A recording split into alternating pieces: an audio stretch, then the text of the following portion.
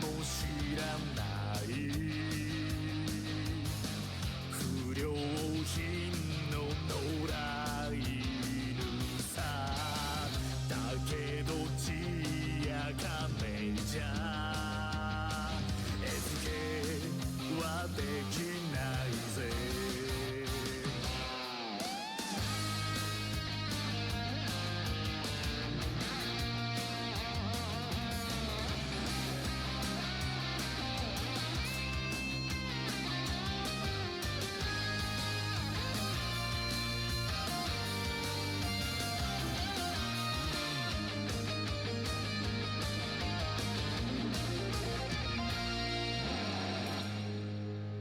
傷ついて全て失っちまってもそばじゃならねえ。それこそがジャスティスをブレイキンだろう。ブレイキンだわ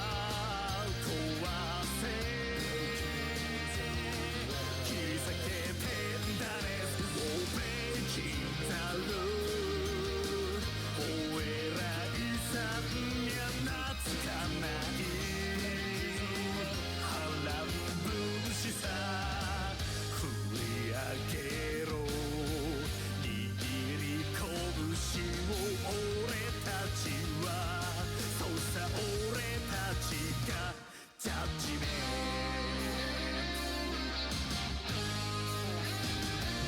トジャッジメン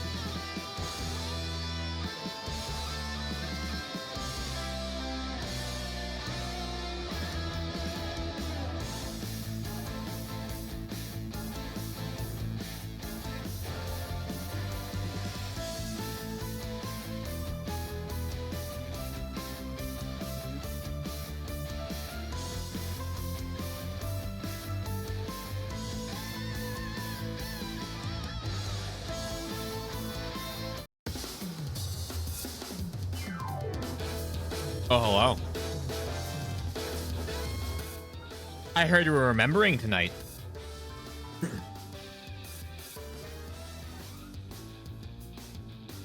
I hope you guys are well. Mike, Twink, Liz, hi, hi. Hello, hello.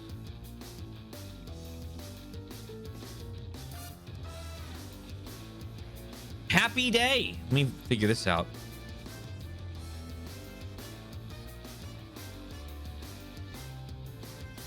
Need that folder. And inside that folder is this. With this.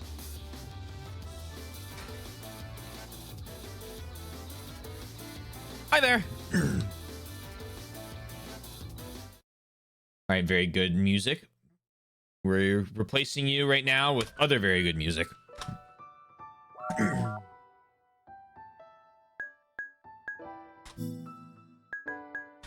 Do you unlock more jukebox songs? Oh, I didn't realize there's Anna Munt. What's the difference?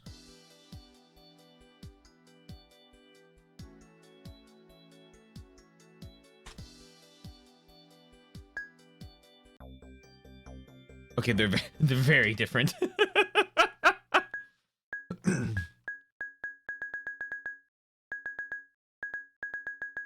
Oh, we got a lot of them. Oh shit. Okay, like 2/3.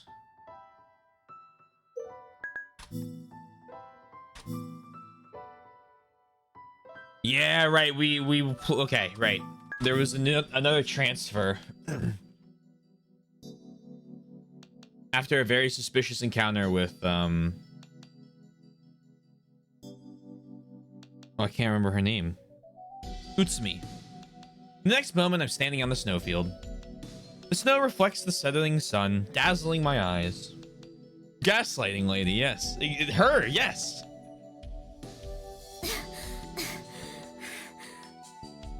My shoulders heave as I draw breath, as though I've been exercising strenuously. My exhalations hang in the air, white clouds that almost look as though I can reach out and grab them. Hey, Redbeard. There is no such lady.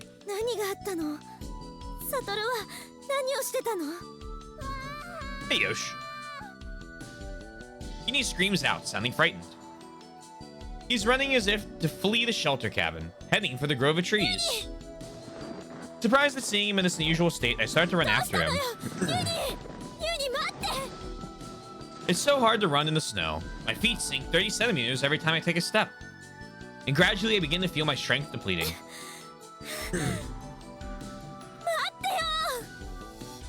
Following the footprints he's left, I press on. Having reached the grove of trees, Uni slips in the snow and falls. He smacks his head on a tree root that's been hidden under the snow. Oh. I catch up with Uni. I help him, with his body half covered in snow, stand up.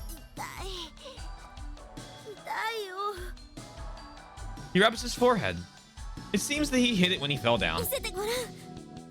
Oh, no stream tomorrow, no stream Friday. There will be one Yakuza stream on Thursday this week. The schedule on Twitch is updated, and so is the schedule on Discord.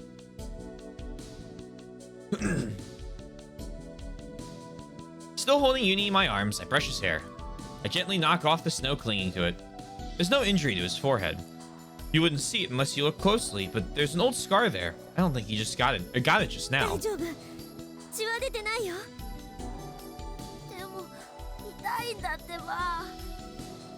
Uni's eyes fill with tears as he tries to withstand the pain.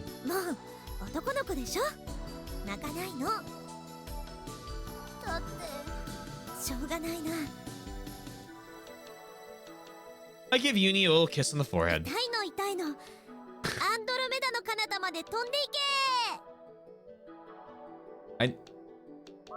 What a wonderful saying.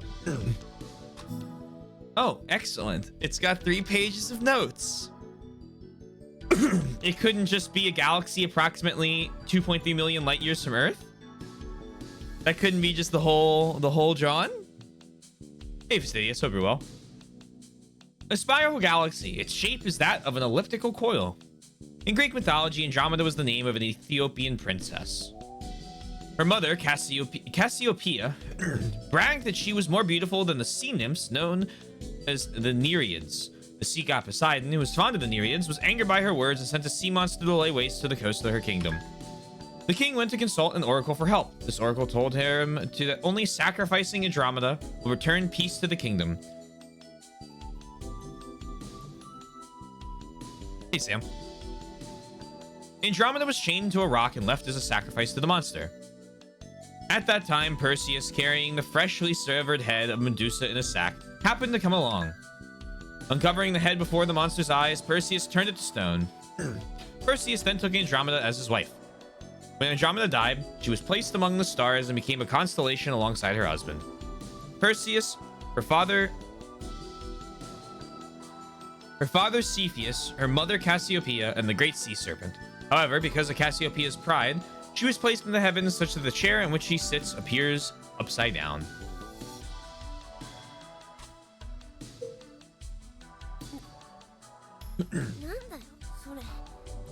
I'm with you, Uni. Oh, Uni smiles shyly. His cheeks are turning red, and I don't think it's just because of the setting sun.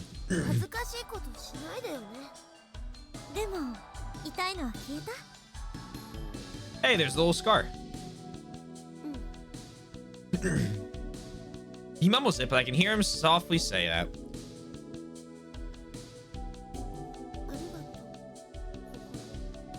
Smiling, and not pull him back to his feet. Of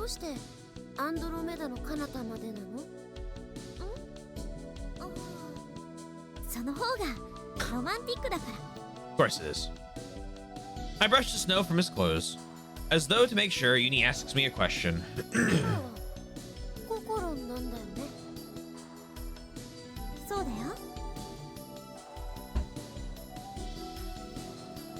After hearing that, a somewhat imprudent expression of relief comes to Uni's face.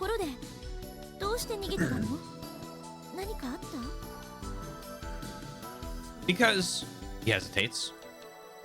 I don't know what's so hard for him to say, but it's most likely something happened in the shelter cabin. Oh dear, just then I hear a booming voice from the cabin. Oh! You're nearly done with Symphony of the Night? Congratulations. Very cool.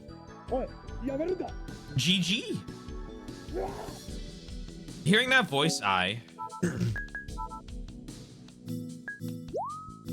let's see what happened. We look at each other.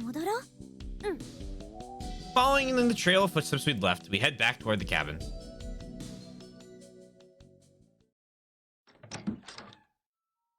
What I see when we return to the shelter cabin takes my breath away. A dreadful scene is unfolded here. Something dark red is smeared around the edges of Mayuzumi's mouth. Oh, and beside her, Yomugi has fallen to the floor. The stains around Mayuzumi's mouth are blood? Oh, did you start eating him? Well, oh, yeah, okay, that's creepy. Without answering my question, Mayuzumi licks around the edges of her mouth. The maddening eyes she looks at me with appear like those of a wounded beast. People who are stranded after an accident and run out of provisions, they fall into a horrifying state like this, though that thought has become lodged in my mind. Before such a scene of shattered human dignity, my lips begin to tremble. But... oh. Yomugi slowly picks himself up from the floor. To my relief, my legs lose their strength, and I drop to the floor on my knees.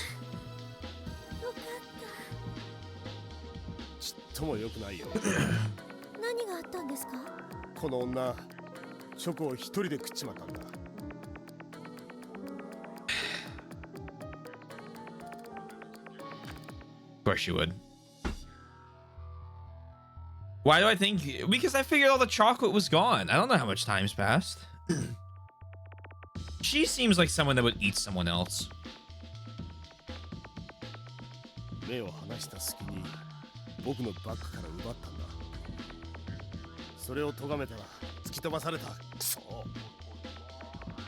Yomugi stands and dusts off his knees, scowling at Mayuzumi.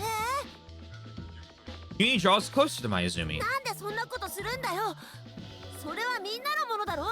Actually, it's my food. もういらないかなと思って。 She seems rich. We should eat her instead. We're stretching. We had to do a little bit of a stretch, huh? Just like a smidge. Just like a little bit. I'm glad you got that to work, though, at least. I'm happy for you.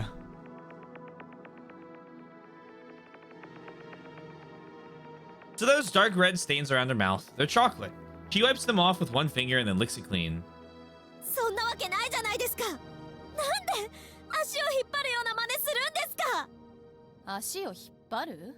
みんなで協力しないと生きてはいけないんですよ。どうしてそんな勝手なことを。 Mayuzumi directs an insolent smile towards me, as though she's trying to start a fight. どうしてって決まってるでしょ。簡単な算数よ。1枚しかないチョコを全員で分けたら生き残れない。だけど私が一人で食べれば生きていける。私はね。 If there's an ending in the game where every character but Mayuzumi survives and it's the exact same as the true ending, and I get that ending instead, that's the real ending.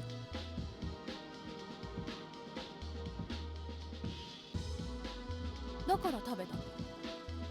みんなで決めたじゃないですか。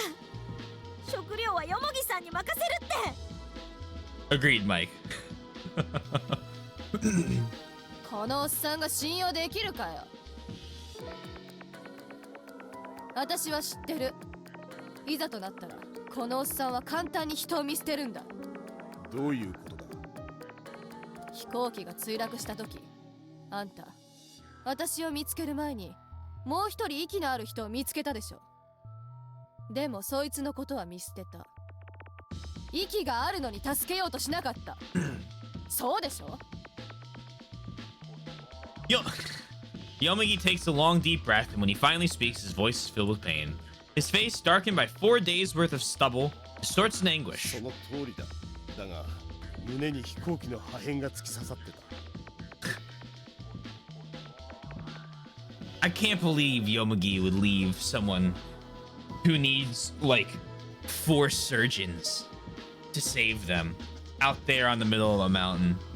Ah, what a horrible, terrible person. もう助からないと思った。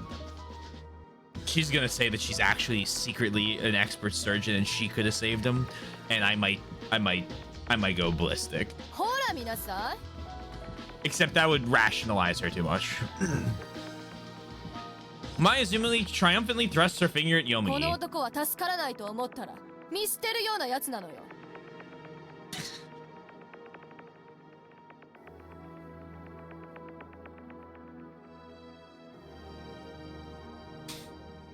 こんなやつに食い物を任せておくわけにはいかないでしょ。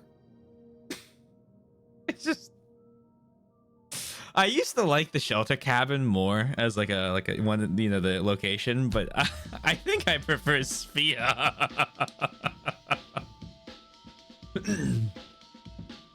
体力の劣る私たちを全員切り捨てるに決まってるわ。 I can feel my own voice turning shaky with rage. My nails dig painfully into the palm of my hands. Can we kill her? We've been trying for 4 days, man. But I dig them in even harder as I yell out. そのヨモギさんにあなたは助けられたんでしょ。 Oh, Turi is there.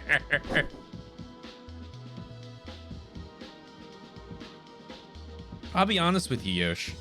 I feel like Hotori has less screen time than just the name Inubushi Keiko.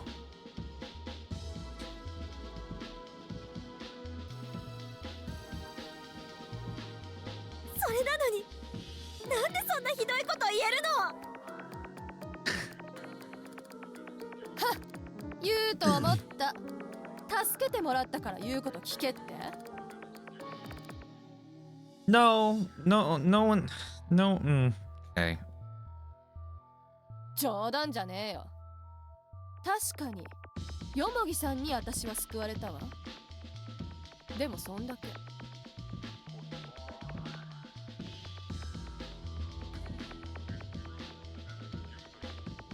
He has a point, but it's tragic. 今の私に指図する権利はない。 I mean, right. Like, yeah, but not in this situation. He's not ordering you around. He's telling you to not kill the other 3 people. The bare minimum we're asking for here. 恩を感じたりしないんですか？ Kokoro, I mean, Kokoro is kind of wrong here as well, but もちろん感じてるわよ。ここから生き残ったら that's just because she's Kokoro. でもそのためにも私は生きて帰んなきゃいけないわね。 I wish there was a bear and we could feed Mayuzumi to it as bait.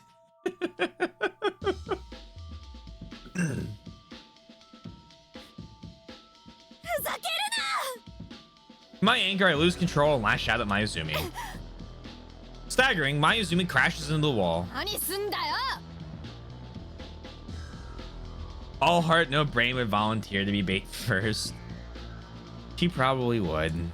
Mayuzumi grabs onto me. Sharp pain races through my body as she pulls my hair. 大体私はあんたみたいなアマちゃんが一番嫌いなのよ。何の苦労もなくぬくぬく育ってきやがって。あんたさっさと死んじゃえば。そうすれば食いぶちが減るんだからさ。 In retaliation, I grab Mayuzumi by the collar. Shaking her back and forth, I answer her. それを言うなら、あなたが消えればいいのに。あなたがいなければここはもっとうまくやれてた。あなたさえいなければ。やめるんだ。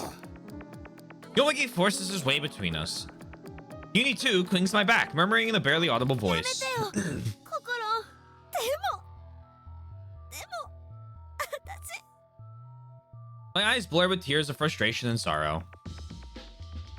Burying my face in Yomigi's chest, I wail loudly.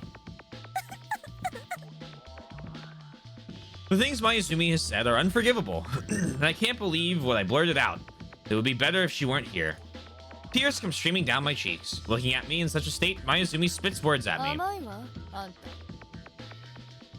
What number's after 10? Like, what? 14, 26? If you're looking like really fancy, like 121. Hey, Crimson. Hope you're well. 泣けば誰かが助けてくれると思ってやがる。あんたみたいなのが真っ先に死ぬタイプ。 Mayuzumi continues while sneering at me. そもそもね、苦しい時こそ助け合わなきゃいけないっていうのは幻想なのよ。世間はね、他人を蹴落として成り立ってんの。世界は弱肉強食なのよ。そうだな。君の言う通り。君を命がけで助けた僕はとびきりのバカだ。じゃあ今から殺す？いや、僕はバカだが最後の瞬間まで人間でありたいんでね。だからそんな真似はしない。Mayuzumi snorts through her nose and leans against the wall. After a while, I stop crying and Yomigi helps me sit on the bed. Then he sits down on the bed too, along with Uni. We've already used the table and chairs for firewood, so there's nothing else in the room to sit on. 食べ物を誰か一人が管理するというのはやめよう。 Mayuzumi, who sat down facing away from us, sneaks a sidelong glance at Yomugi. 残った食料を4等分して各自が保管するんだ。 Yomugi produces the hardtack biscuits from his bag. A mere 2 cans of emergency food is all we have left. Yomugi opens one of those cans. With a psh sound, the contents of the cans are exposed to the air. That sound is like a starter's pistol being fired to signal our unstoppable march towards the edge of the cliff. 前住、君が4つに分けるんだ。私が？ああ、君が4等分して僕たちが選ぶ。君は残った1つ。 Oh, this is the most based way to divide things. You let one person divide it, but they get to pick last. You end up with like the fairest fairest shares you can have. 不公平な結果にしたくなければ私が頑張って当分しろってことね。ああ、眉住が一番文句を言いそうだからな。He brings out the now empty can that held the biscuits. Carefully, as though carrying out a scientific experiment, Mayuzumi divides the biscuits into 4 shares. Yomugi, Uni, and I each choose from the 3 of them. Mayuzumi picks up the last one. Then holding it to her chest, she grits her teeth at us and これ glares. は私のだからね。取るんじゃないわよ。You're literally the only person here that's ever stolen food. 泥棒が何言ってるんだ。黙れガキ。人間命がかかったら何だってするのよ。Sighing deeply, Yomugi この says, 食料で hard candy? You're right. We did share hard candy. Or Uni did share the hard candy with us. That is true. The one we found in, or he found in his coat. After she stole all our rice. 節約すれば明日ぐらいまでは持たせられるだろう。それ以降は食料なしだ。各自覚悟して食べてくれよ。This small empty can with half a cup of food placed in it makes me feel very uncertain. That will not steal food. You're doing this cool thing called stretching.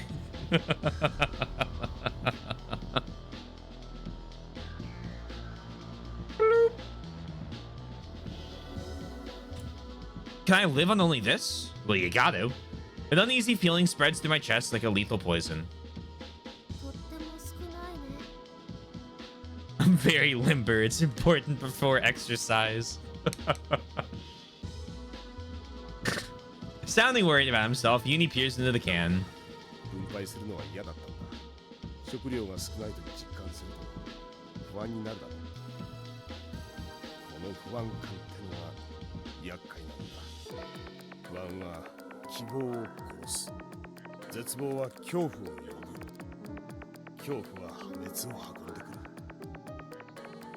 Wondering regretfully, Yomugi gently strokes Uni's 心 hair. 配するな。心配だろうけど気にしないようにするんだ。誠治。 Mayuzumi has been frowning when she suddenly shoots ア up. ホらしい。 With her precious can under her arm, Mayuzumi returns to her bed. As she wraps herself in the blanket, her body begins trembling. Biting her nails, she begins mumbling something. Her words, so faint that they barely reach my ears, are... 死ねない。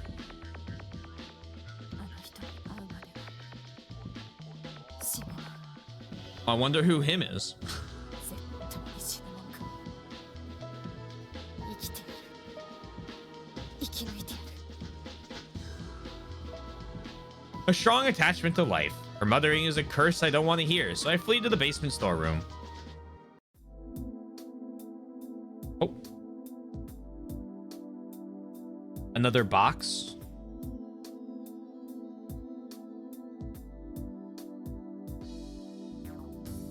We're running out of box space. The basement storeroom is deathly quiet. Q's back. When I first come to look around here, it had seemed that there were stores of food and fuel in abundance, but now not a trace of anything remains. Until now, my main concern were the personality exchanges and the attacks at Sphia, but the situation at the shelter cabin has grown just as urgent. Enjoy your coffee, Mike. Death is drawing closer. 甘いわ、あんた。あんたみたいなのが真っ先に死ぬタイプ。 Her words repeat themselves in my mind. The hand holding the can that contains what's left of my rations is shaking hard. The few remaining biscuits dance inside the can with a clatter. My stomach is so empty it hurts. I haven't eaten anything since last night. My trembling fingers pick up a biscuit and throw it into my mouth. I chew slowly and swallow it with great care. I feel a sharp pain in my stomach, as if it's screaming at me that this isn't nearly enough. このまま助けが来なかったら私死んじゃうのかな。死んじゃうのかな。 Tears start to obscure my vision. I'm scared. Very, very. The faces of my friends and my parents back home appear in my mind. The peaceful campus life I had enjoyed not too long ago resurfaces and disappears. 痛くないよ。 Tears begin to fall. The hot liquid flows down my cheek and drips to the floor of the shelter cabin storeroom, marking it where it falls. As it does, a voice comes from behind me. 心 Frantically wiping away my tears, I try to plaster on a smile before turning around, but I don't do a very good job. It just looks like I'm smiling through my tears. 変な顔。ごめんね。私の方がお姉さんなんだから泣いてちゃダメなのに。うん。もっと泣けばいいよ。知ってる？目が乾かないようにいっつも流れてる涙と心が高ぶった時の涙は別物なんだよ。涙の成分が違うんだ。カルシウムの量とかが大きく異なってる。悲しい時わーっと泣くとすっきりするでしょ。泣くことによって体内のカルシウムバランスが修正されたからすっきりするんだよ。 Huh. 泣きたい時は泣けばいいんだ。 I'm struck dumb by Uni's explanation. それ本当？ Probably not. 本当。 Oh, okay, Uni, thanks. だから僕の胸でたーんと泣くがいいよ。さ。 Uni sticks out his thin chest and spreads his arms. 泣けなくなっちゃったよ。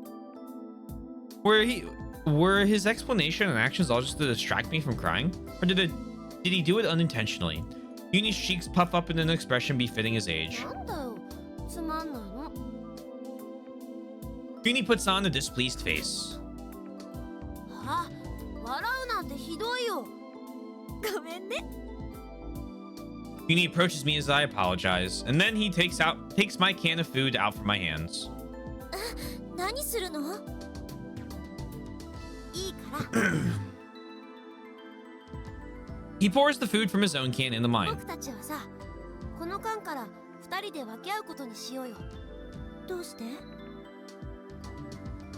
Congrats, Fastidious. ココロンがお腹減ってたらいっぱい食べていいよ。僕がペコペコの時はたくさんもらうけどね。 Uni passes the can over to me. It feels heavier than before, when it only had contained my share. 二人でこんなに食べ物があるんだよ。そう考えればまだまだ平気って気がしない？ユニ、とっても不安で心細いけどさ、僕たちは一人じゃないんだ。一人じゃない。その言葉だけで腹ペコなの忘れちゃうよ。 I silently put the can of food on the shelf, and then I take off Uni's glasses. まさかユニ I draw Uni's thin body to me, tightly. 痛いよ。ユニがいてくれてよかったよ。一人じゃなくてよかった。ユニに何かがあっても私が守ってあげるからね。 I shouted as I hug him close. これは僕のセリフだよ。 Uni continues talking in a strangely adult コ tone. ロンを僕は絶対に助けるからね。ありがとう。もう男の子なんだから。 I embrace him even tighter. シム Uni's gentle warmth raises my spirits. Like a beast running away from a flame, his warmth makes my fear of death disappear. Yomigi comes down from above. おしくらまんじゅうか。僕も参加していいかな。 Uni jumps 選 backwards. 手は好きだけどさ、ヒゲのおっさんと抱き合う趣味はないよ。ケチだな。できることなら僕は冬川さんと抱き合って。 Oh, don't be weird. こら冗談だって。 Laughing, Yomigi holds up his can of rations for us to さっき see. の話聞いてたんだが、僕も混ぜてもらっていいかな。3人の食料を一つにして分け合おう。いいよ。それよかった。当分にしたままじゃ君たちに食料を分けてあげられないからね。どうして？君たちだけにあげて眉泉に分けないってわけにいかないだろう。彼女とは違い、君たちにはチョコ一つ分のビハインドがあるからな。衰弱する前に僕の食料を分けようと思っていたんだ。 Yomigi puts his own rations in my can. The biscuits are piled up inside the can. It feels like it'll overflow. When I lift it, it takes some effort. It's quite a weighty feeling. Yomagi rubs his chin while staring at the heap of food inside the これ can. だけあれば一月ぐらいは生きていけそうだな。そんなにこんなとこ痛くないよ。 What we can't fit inside, we divide amongst ourselves and have for tonight's dinner. The meal the three of us eat while stranded together is delicious beyond imagination. It's only a handful of dry biscuits, but I'm very satisfied. My heart, rather than my stomach, is この appeased. 食料は Yomagi offers me the 君が can. 保管してくれ。私がですか？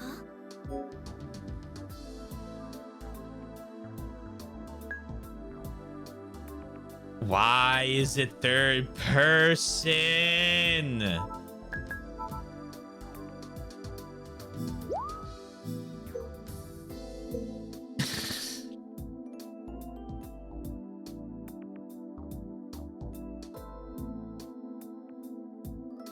Leave the food to Yomagi. Is there a problem?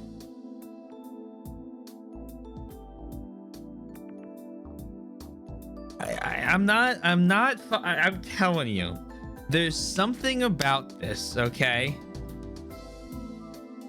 Now we're referring to ourselves in third person. We have the little images where we're in it. Even though it's a VN, why can we see ourselves? Have any of the options been in third person? Yeah, like all of the options that we've done have been, what do I do?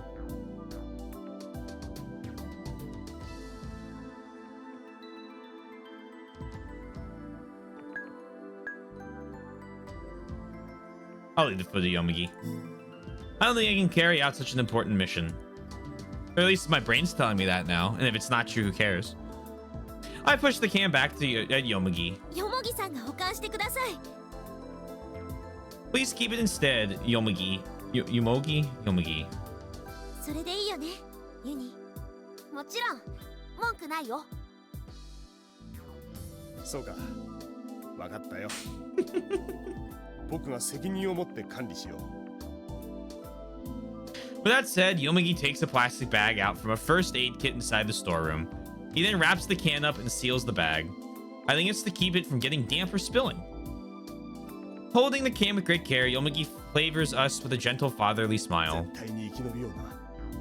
はい。 He could still leave in the middle of the night with all the food now. Like, there is a chance that he's as insane as Utsumi is. He climbs back よ up. もぎさん、あんないい人なのに、どうして前泉さんは信じられないのかな。トビリンは心がねじ曲がってるんだよ。もうリンがあんなやつだって知ってたら、小屋に入る前に聖司に言えばよかった。そんなやつ捨てちゃえって。 Uni mutters his complaints in a small voice. そんなこと言っちゃダメだよ。 As Uni rebukes her, I suddenly become ユ curious. ニは前泉さんのことを遭難して会うまで知らなかったのよね。当然だよ。何言ってるの？ Uni looks at me in confusion. I think of the shelter cabin's Uni as the future Uni. If he's already experienced the accident at the shelter cabin once before, Uni should already know Mayuzumi. However, he said he didn't know her. It doesn't seem like what this child is saying is a lie. Is this Uni not the future Uni? I try my best to ask. ユニはスフィアってとこに行ったことある？ Uni replies, tilting his head. スフィアって何？ゲーセン？うん。行ったことないならいいんだ。 I slap Uni's shoulder and put one of my hands on the ladder. それじゃあ私上に行くね。二人っきりでずっと下にいたら怪しまれちゃうから。エッチなことしてるんじゃないかって。 Please stop. Thank you. Don't do that. He's 11. No, I don't. You don't need to do that, Kokoro. Okay, that's not really necessary. Okay. I fix Uni with.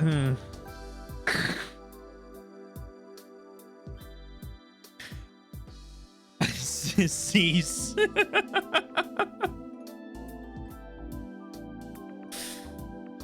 I fix Uni with my most erotic, or at least I think it is, look. I don't think it's very mature of me, but I'll forgive. I figure I'll get revenge. Before, when he said something similar, I was really embarrassed. However, Uni just shakes his head. 全然色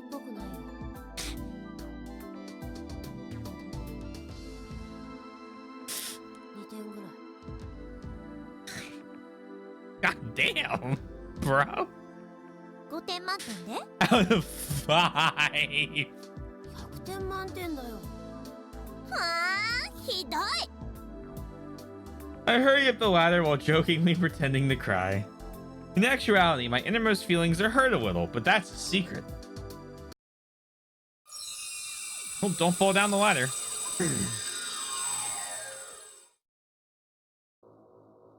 Uh-oh.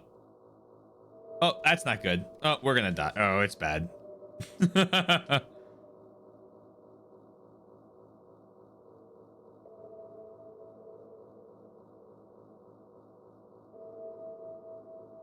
It's dark.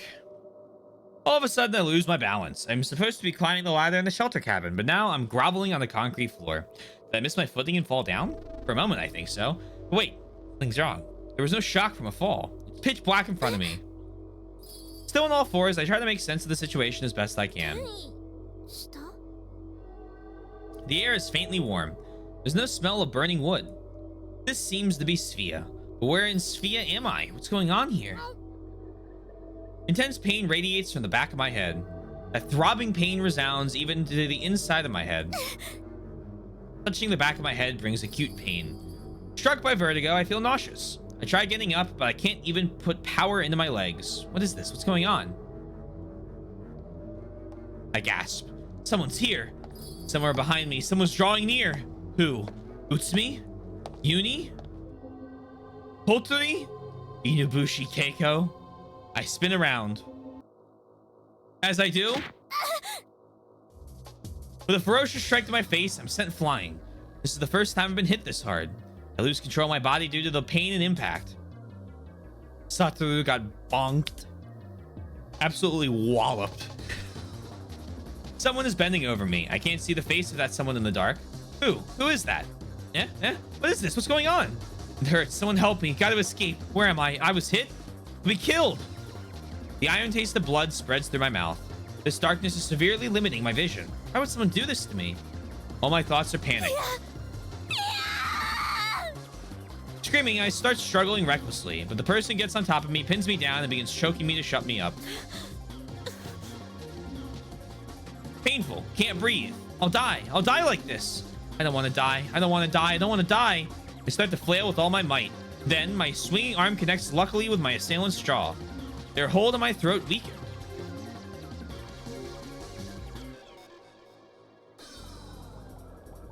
You remember Listen Here, Buckaroo? I don't. That must have been a retroactive quote ad. I push them away with all my strength. Crawling on all fours, I manage to put some distance between myself and the attacker in the pitch black room. There are shelves in front of me.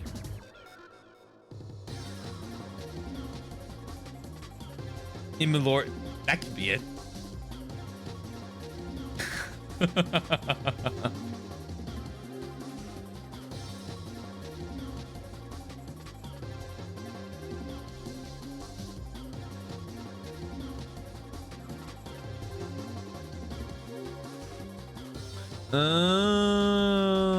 Okay. That tracks. There are shelves in front of me. As quickly as I can, I move into the shadows behind them. Why are you... Keegan? Why are you meowing?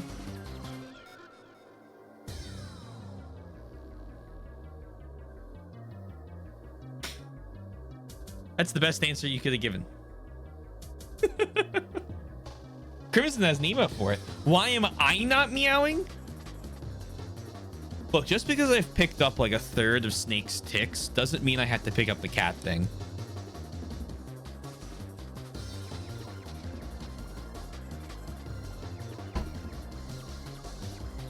Or what does he fucking do?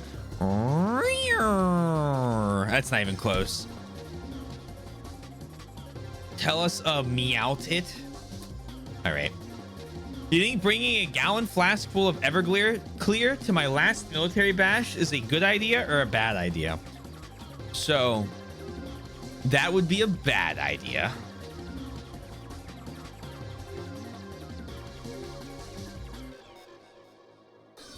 keep meowing? Technically, the answer is yes. But it could be funny. But alcohol poisoning. And then you'll feel sick the next day. And then it's like, As quickly as I can, I move into the shadows between them. I hold my breath.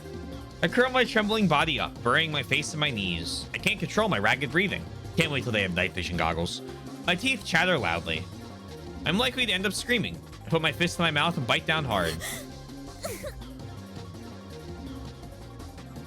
I can't make the slightest sound. I'll be found. Terrified of the mysterious attacker, I keep my voice held back. How long has this gone on? This person hasn't pursued me. There's not a single sound. It's so quiet that my ears hurt. To figure out where I am, I timidly look around my surroundings. The room is dim. If I'm not careful, the dusty air will cause me to cough violently. There are a lot of cardboard boxes piled up on the shelves I'm hiding between. A row of several other shelves is visible. I can't see too well, but in the back of the room, there are many scattered boxes, as if a storm has hit here. This isn't the underground storeroom, which means the exit is. I recall the times I've been here before and guessed the direction of the exit. Quietly, I peek out. There. In the dim light, I see the indistinct handrail of the stairs to the upper floor. From where I'm crouching, it's about 5 meters to the stairs. If I make a run for it... Startled, I barely manage to cover my mouth. The person may still be lurking nearby. Maybe they've already left. If they're near, just thinking of the attacker makes me tremble once more. Someone just now tried to kill me. Satoru. I sense a spine-chilling thirst for blood. A thirst that makes the hair on my body stand on end. Welcome back, Mike. I draw my arms around myself. Holding my breath, I strain my ears. They ring in the silence. Other than that, I hear nothing. If this person is lying in wait, waiting for me to make a move, the moment I take a single step towards the exit, I'll be assaulted from the darkness. I don't want to move. I'm scared. There's not a chance that I'll continue to wait here patiently. I can't stand the fear and tension. I have to go. I'll certainly be okay. It's no more than 5 meters. If I dash through the room without looking back, it shouldn't take me more than 3 seconds to reach the stairs. We body shifted again. Now we're in Satoru's body trying to avoid a murderer. As long as I can get out of this room, I'll manage whatever comes somehow. Assuring myself, I muster up my courage. I stand up silently. My head throbs with pain. The numbing pain in my face is still there too. The pain makes me remember the fear. My will falters slightly. I weakly return to my crouching position. Until a short while ago, I was in the shelter cabin with Uni and Yomagi. I was so glad I wasn't alone, and yet I'm alone now. Scared to death by the presence of a murderer. Why? Why am I alone in this situation? Tears seep out. I want to cry and give up on everything. But I focus all my power into my legs. This body is Satoru's. I have no intention of letting him be killed.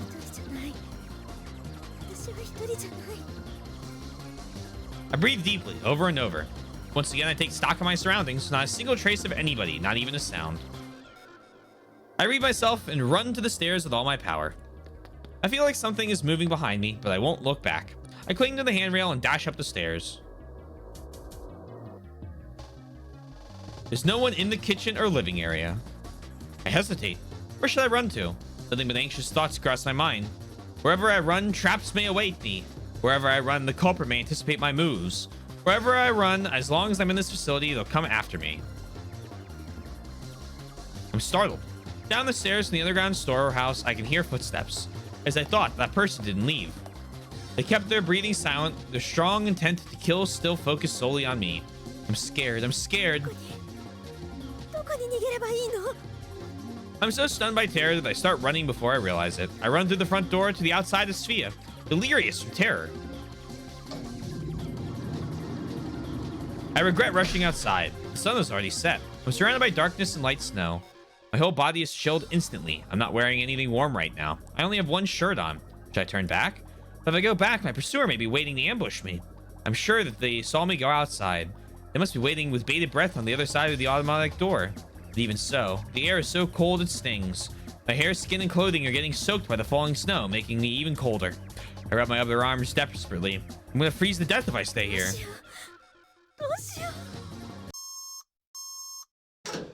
What? That sound? Oops. Don't tell me the door was locked? That's a problem. I rush over to the door in a panic. Even if I stand in front of it, it won't 締 open. め出された。 Didn't we leave our window open? Stuck outside in this frigid weather with only one shirt on. In desperation, I beat on the door relentlessly, but it gives no response. The steel door blocks my way heartlessly. そんな。 I'm gonna die here. I'm gonna freeze to death. I stand up on unsteady feet.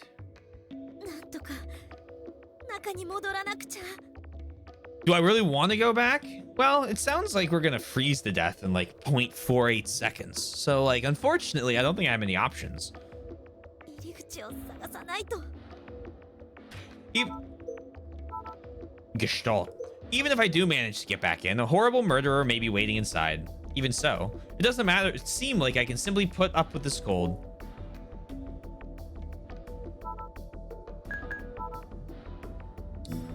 We're running out of save slots. We have 2 more after this. Before we have to start losing the old ones and then just loading from chapter or day points. Which we have a skip function, so who cares? Walk along the wall. It's dangerous to move around at random, even though it's all part of Svea. It's a large area. It'd be disastrous if I got lost. I recall several incidents in confined ski resort areas where victims died very close to their hotels. I start to walk around the building, along the walls of the facility. I really have no clue where I'm going. Eventually, I reach the terrace that's opposite the entrance.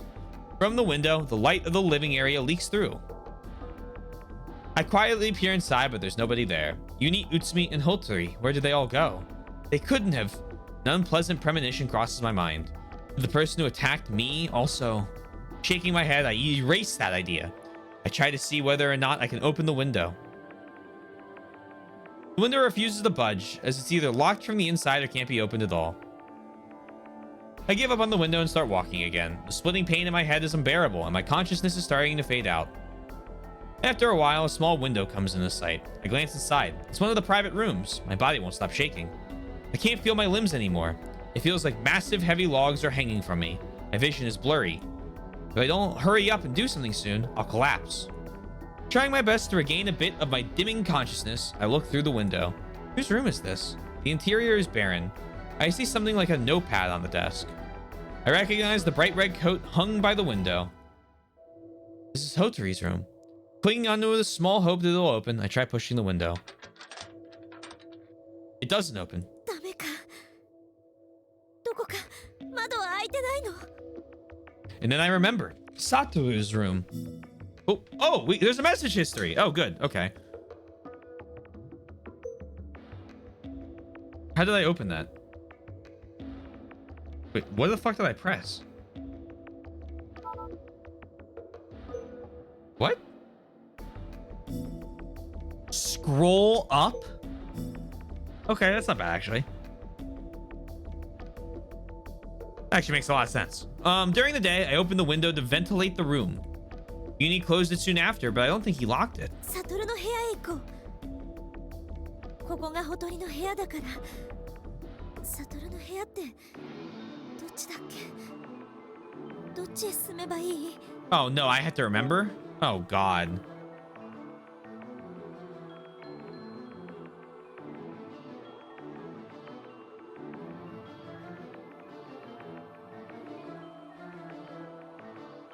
It's in the name of the game? True.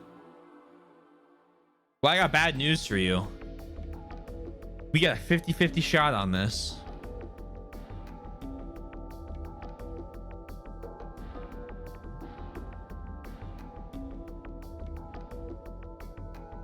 It's along the wall to the left side.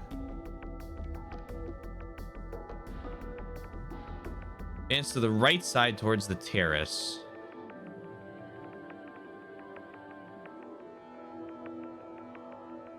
Pretty sure it's the left. I think we're in the top left.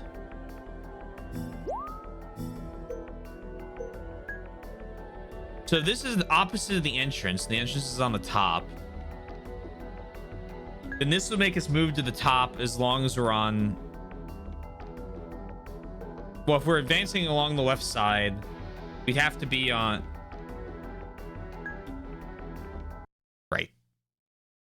So, okay, here we go.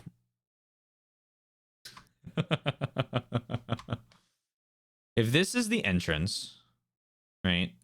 That's a really big entrance. We'll just fuck. That's the entrance, and bang, and it's a big ass square for the most part, right? This is the terrace. T for terrace. I'm pretty sure our room is here, right? And then there's a room here. There's a room here, and then there's a room here. So if we go, or maybe they're more in, whatever, this is fine. If I follow the wall towards the terrace to the right, that's that way. So, yeah, okay, it's the left. As long as I remember which room's ours. I begin walking to the left. My steps are uncertain. My physical strength is being sapped away by the cold. I can hardly walk straight anymore. If I can't reach Satoru's room, then it's just a matter of time before I pass out. How did things end up like this? What did I ever do to deserve this? Thinking of my hopeless situation causes me to start sobbing uncontrollably. We do a lot of crying. The tears won't stop. The tears running down my... To be fair, you know, fair enough. The tears running down my cheeks feel unbearably cold. Walking in a daze, I reach another window. It's Satoru's room. Oh. They call me the ghost trick detective. I muster up the last of my strength and run to the window. Pushing on the pane, I easily open the window. I am the Rememberer. The 11th Rememberer. Relieved, I almost roll my way into the room.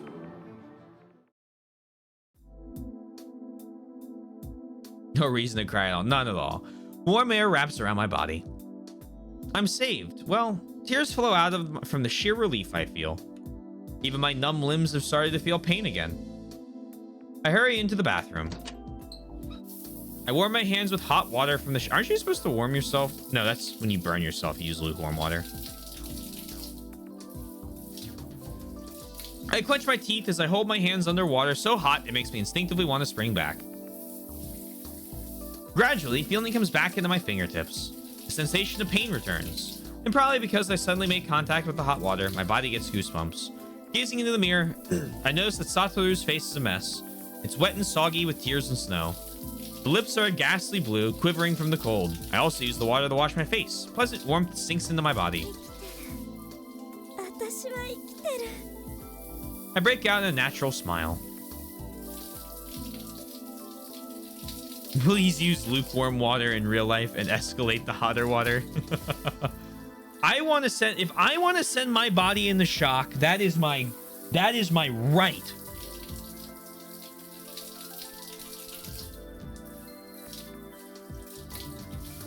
I break out in a natural.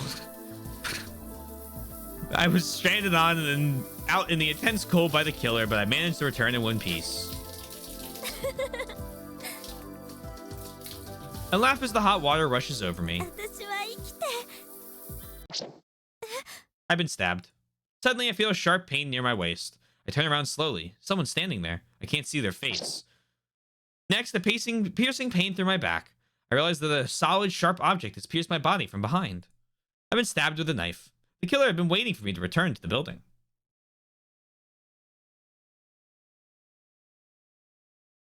Likely, they had been watching my movements from inside in order to ambush me in Satoru's room. I collapse into the bathtub. Blood pours out of my body, spreading. From within my fading consciousness, I see the face of the person raising the knife overhead.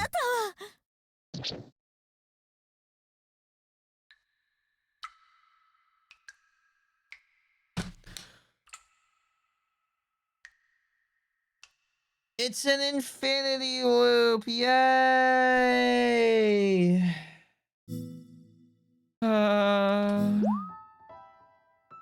No information about the killer, perchance? Maybe? Haha. Unless. You guys want to get a different death? I got you. Hold on. Let's get a different death real quick.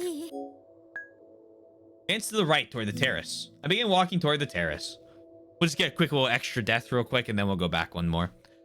I begin walking toward the terrace. If I remember correctly, Satoru's room is this way. My steps are uncertain. Due to the incessant snow and wind, just crossing the terrace is a laborious task. My physical strength is being sapped away by the cold. I can't even walk in a straight line. If I can't reach Satoru's room, then it's just a matter of time before I pass out.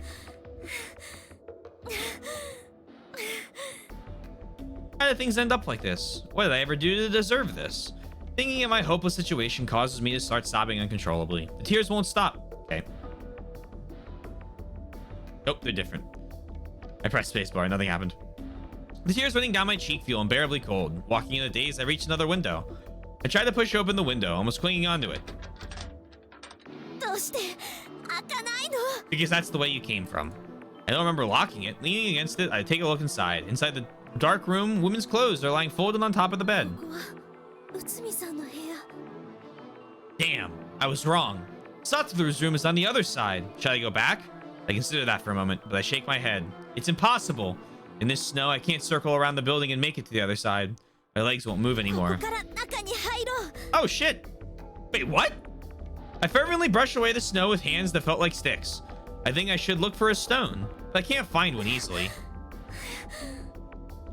My vision is blurry. My body is numb from the cold. I suddenly feel a hard object with my deadened fingertips. A stone. A stone the size of a fist. I don't even have enough strength to grip it. Holding it between my hands, I lift it up.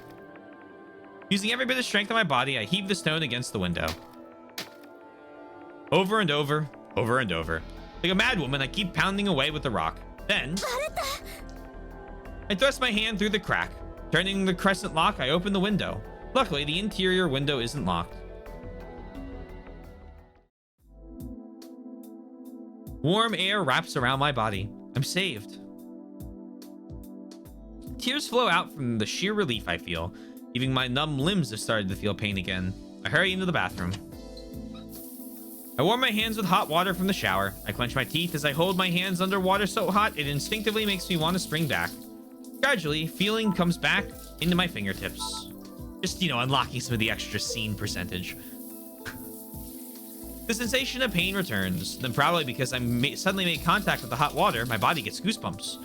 Gazing into the mirror, I notice that Satoru's face is a mess. It's wet and soggy with tears and snow. The lips are a ghastly blue, quivering from the cold. I alone use the water to wash my face. Pleasant warmth sinks into my body. 生きてる Understandable. Of course. 私は生きてる I break out a natural smile. I was stranded out in the intense cold by the killer, but I managed to return in one piece. I laugh as the hot water washes over me. 私は生きて And we're stabbed all the same. Suddenly, I feel a sharp pain near my waist. I turn around slowly. Someone's standing there. I can't see their face. I exit a piercing pain through my back. Blah, blah, blah, blah, blah, blah, blah. Sharp object pierced my body. I've been stabbed with a knife. I collapse into the bathtub. Blood pours out from my body, spreading. From within my fading consciousness, I see the face of the person raising the knife overhead. You! It's an infinity loop!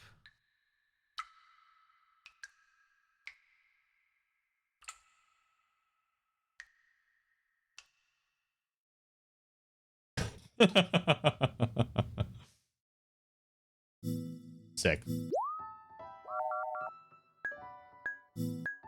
Now we're gonna go just wander out into the snow and see what happens. Doesn't seem like I can put up with this cold. Just leave. For now, I decide to walk away from the building. It's because I feel that the killer is watching my every move. They're planning on me coming back inside Sphia in a panic. They probably have this in mind. Do they? I set my freezing feet in motion and start to walk. Just leave, Lamau. Don't be part of the situation, LMAO. Stepping firmly onto the snow, I decide to take refuge in the part of Sphia where the light doesn't reach. With Sphia's gate behind me, I advance diagonally to the right. It isn't all that easy to walk in the thick snow. Every step I take saps my energy. And then there's the falling snow. It slowly is narrowing my field of vision. A blizzard is near. Thank you for the drink.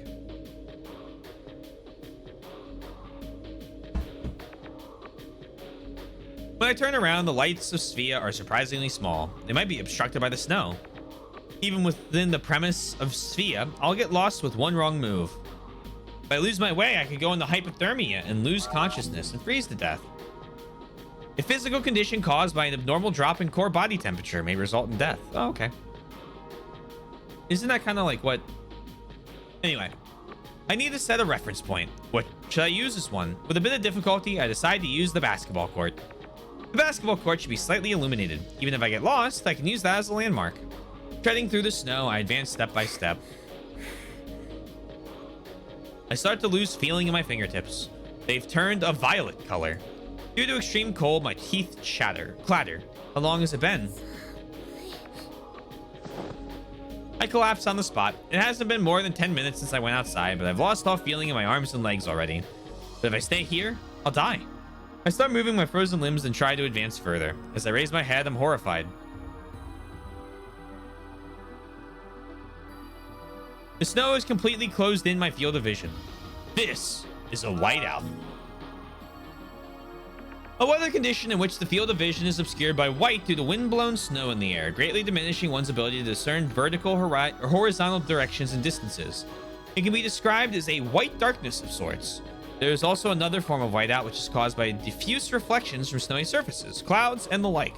In this case, the air becomes saturated with white light, rendering movement and the gathering of visual information virtually impossible.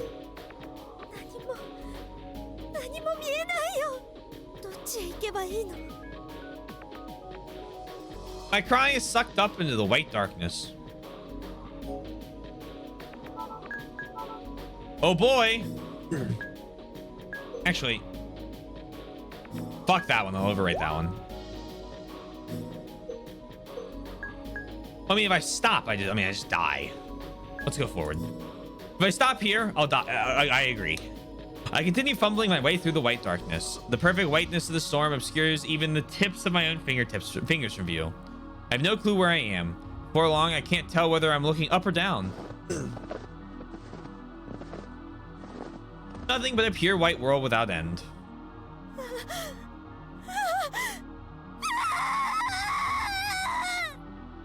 Terrified, I scream out loud. My cry too is sucked up into the pure white darkness. In the white world that envelops everything, I fall down. The cold snow covers me. Oh.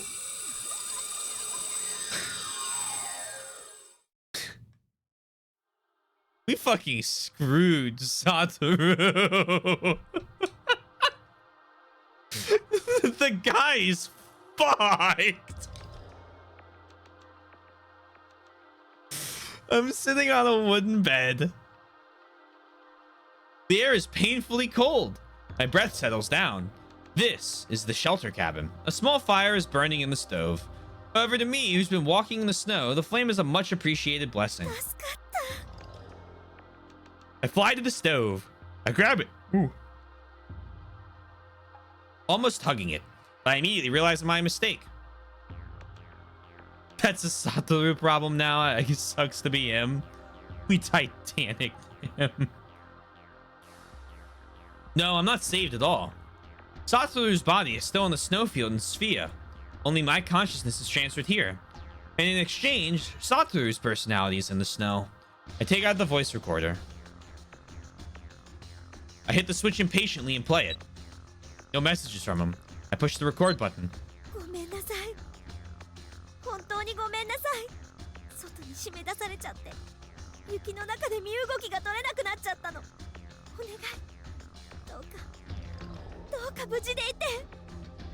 I shut my eyes, press my hands together, and start praying. While trembling from the cold and desperately praying, I hit the voice recorder switch.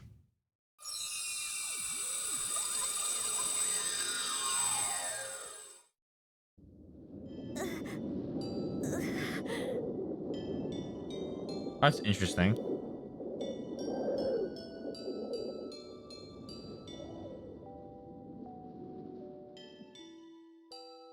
That's really interesting. Wow. I transfer it again. I'm collapsed in the snow. My limbs, which are frozen stiff, won't move. I can't even close my eyelids. The snow blows sideways, striking my eyeballs. My body's trembling as it subsided. I can't even feel the cold. I can't hear anything. All I can feel is my heart pounding as if it's defective. I slowly lose consciousness. I fall into the pure white darkness. I fall. Oh. Truth is not yet revealed. It is an infinity loop. We're going to see this a lot today, I think.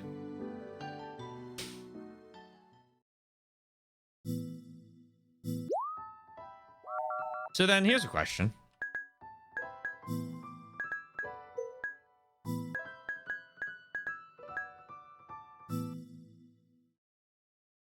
What? No. What? I didn't want this. Back out. Okay, that makes sense. So we've gotten we've gotten drowned in the bathtub, stabbed in a bathtub, and died in a snowstorm. Got it.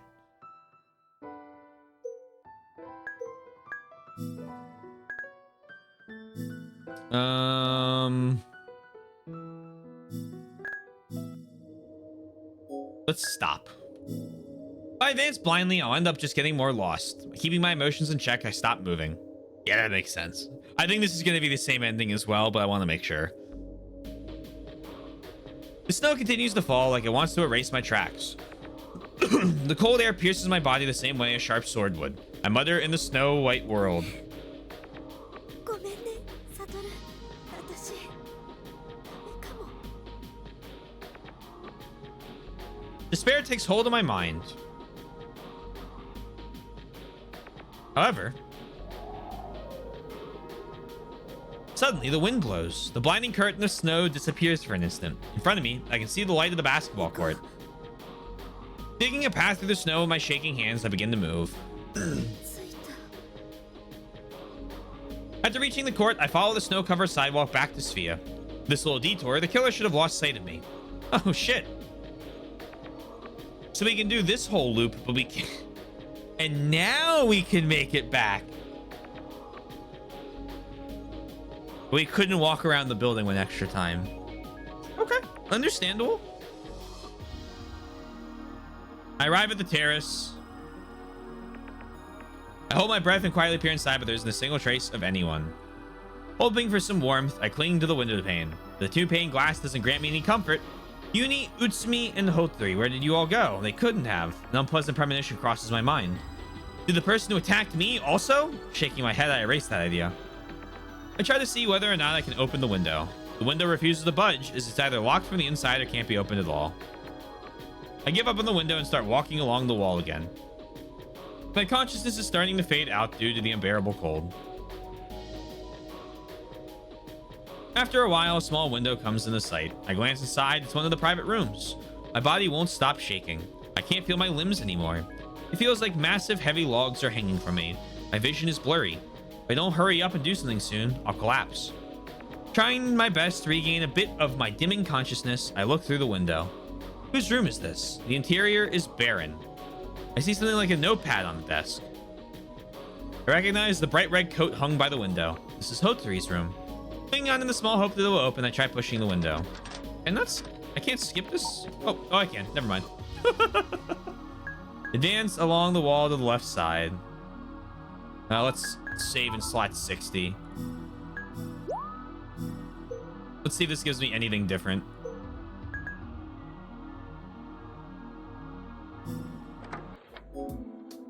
Warm air wraps my body. I'm saved. Tears flow out from the sheer relief I feel. Even my numb limbs have started to feel pain again. I hurry into the bathroom. Oh, here we go again. Time to be stabbed. I warm my hands with hot water from the shower. I clench my teeth as I hold my hands underwater so hot it makes me instinctively want to spring back. Gradually, feeling comes back into my fingertips. The sensation of pain returns. Then, probably because I suddenly made contact with the hot water, my body gets goosebumps. Gazing into the mirror, I notice that Satoru's face is a mess. It's wet and soggy with tears and snow. The lips are ghastly blue, quivering from the cold. I also use the water to wash my face. Pleasant warmth sinks into my body. What I really want to do is get into the bathtub, but I can't afford to be too carefree. After warming my body to some degree, I leave the bathroom to change my clothes. I search through the closet for something suitable and change my shirt.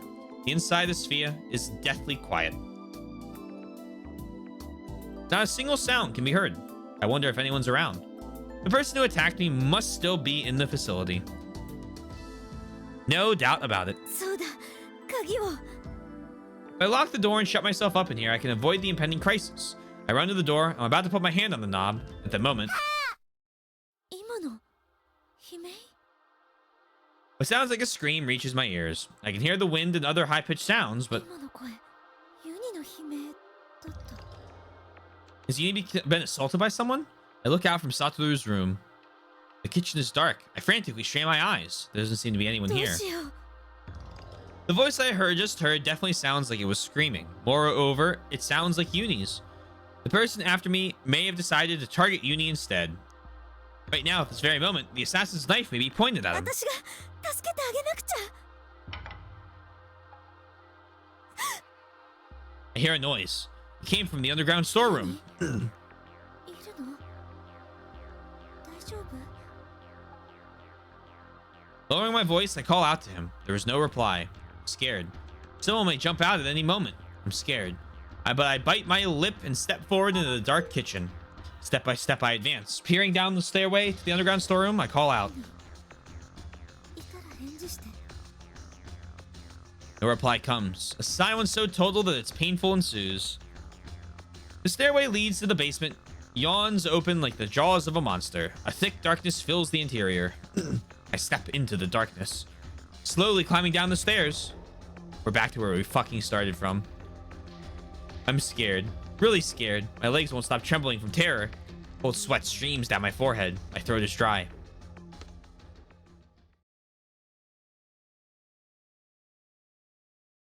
I raise my voice in the darkness as I descend into the underground お storeroom. 願い。いるなら返事して。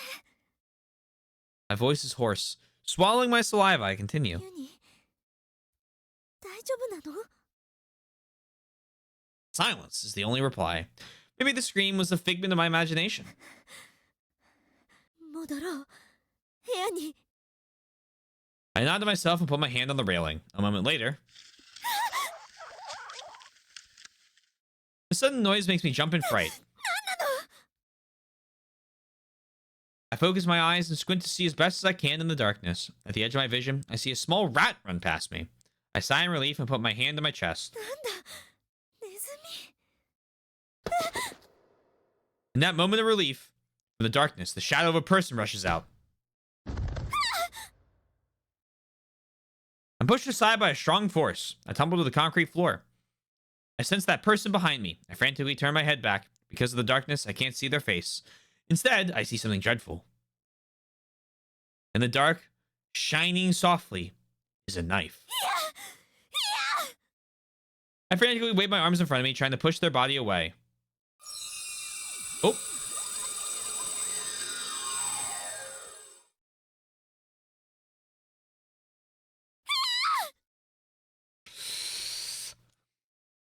Oh, hey, we're between another emotion and collapse. Wasn't there another one like that?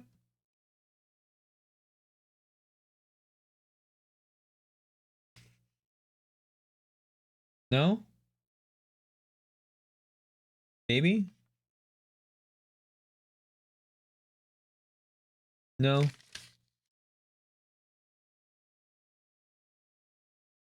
No.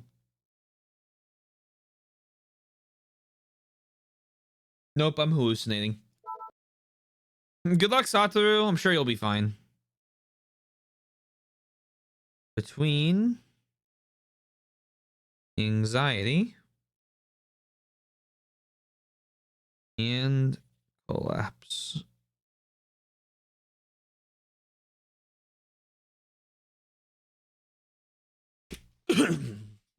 That like one scene that we just did was like 3% of the game.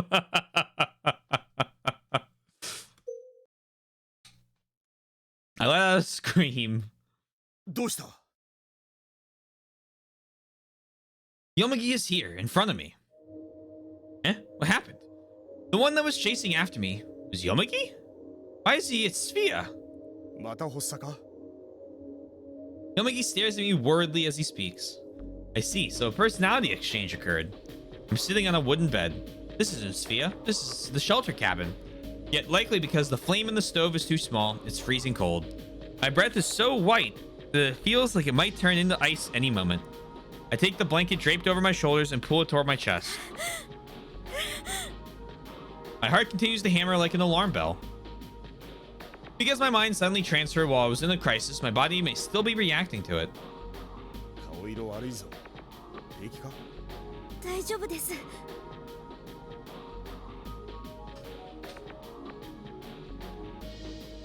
Yomagi nods and returns to his own bed. I cover myself with the blanket and close my eyes. Really, I'm not alright at all. I want to shout out loud for someone to save me. The fear of starvation and freezing to death. This shelter cabin is filled with slow death. And it's Sphia, the hand of a murderer, draws ever nearer. Being exposed to a never-ending succession of different terrors, my spirit is shattered. My heart has no time to calm down. 私壊れちゃうよ。 I muther through shivering lips. But now isn't the time to be whining. While being chased by someone with a knife, my personality transferred to the shelter cabin. Right now, Satoru's personality should be inside his body, which means he suddenly transferred into his body while still being attacked by that person. 大丈夫かな。 I'm incredibly uneasy. The fact that I transferred to the shelter cabin makes me feel like I ran away, and so I feel guilty for it. していてね。 Joining my hands together, I mutter as if in prayer. Then I hear Mayuzumi shout. ちょっと寒すぎるわよ。 Yeah, it's because it's a mountain. I can feel the bed creak. Mayuzumi is trembling. 黙って座っていろ。節約しないと朝には尽きる。死にたいのか？今まさに死にそうなのよ。 Well, you kinda are. Yomagi opens his mouth to complain, but only a sigh emerges. 仕方がない。 Yomagi stands up from his bed and approaches the stove. He starts throwing the piled up firewood into the stove.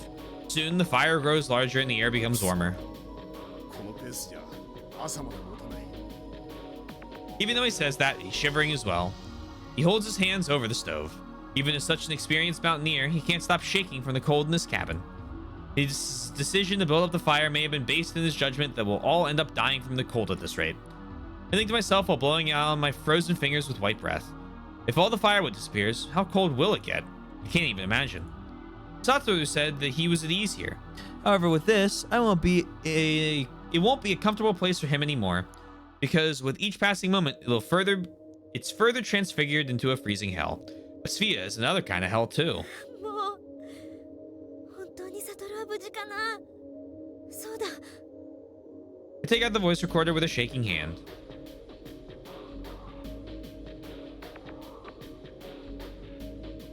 My other hand clumsily hits the playback switch. A message begins to play. 心、たった今、俺はスフィアで襲われた。襲われた直後にここへ飛んできたんだ。頼む。どうか無事でいてくれ。くそ、手出しできないのが歯がゆい。俺のために君の人格が死ぬなんてことがあったら、どうやって詫びりゃいいんだよ。腕の一本ぐらいはなくなったっていい。だからどうか無事でいてくれ。心。 The tone of the message sounds almost as if he's coughing up blood.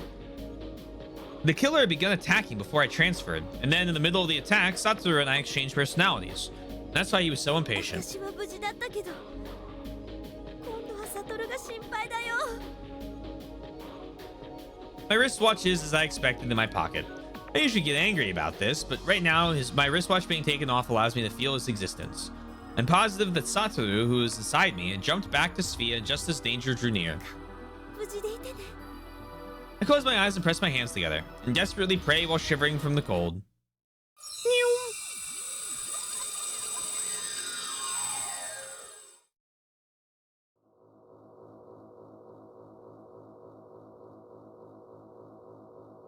DID emergence.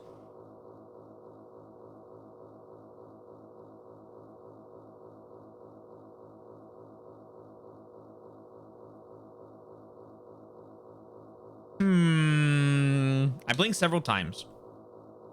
I understand immediately that I've transferred. The time period between transfers is strangely short this time.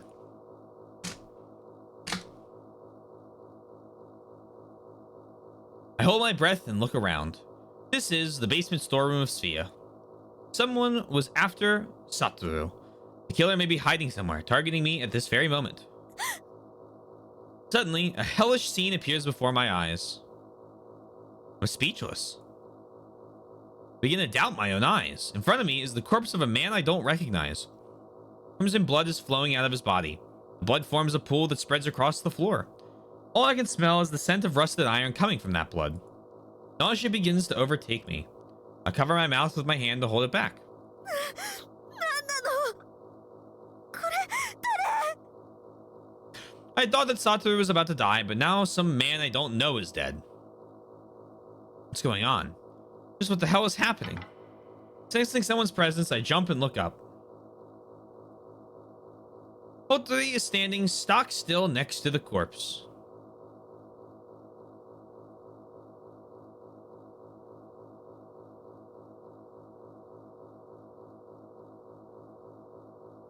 This is the anime. We're on episode 5.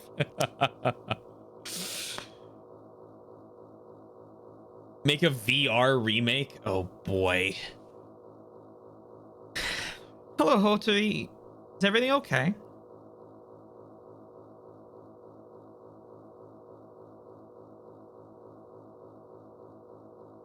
Her clothes and her hands are covered in blood. The fresh crimson blood coating her body and clothing is still wet. Does VR mimic temperatures? I do not believe VR mimics temperatures yet. You'd have to like set up a room for it.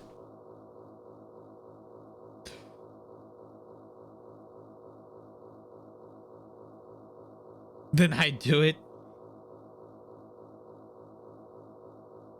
And in her hand is a knife dyed red. It can't be. An ominous premonition comes to my mind. No, rather than a premonition, it's a conviction. Inabushi Keiko has awoken. The personality of the murderer within her has awoken, unless she defended us. Did she kill this man in front of me? Does that mean she was the one after Satoru? Hotori is staring at me blankly. I mean, she looks a little like she's freaking out right now, which means she probably went back. I need to know who the man is, though. I gulp as my breath catches in my throat. My knees tremble. Our eyes meet. Her eyes are hollow and somehow frail. Suddenly, Hotori blinks several times. She looks down at her body and the knife she's holding. Panicking, she throws the knife away. She looks at me again. This time, her eyes are wide open.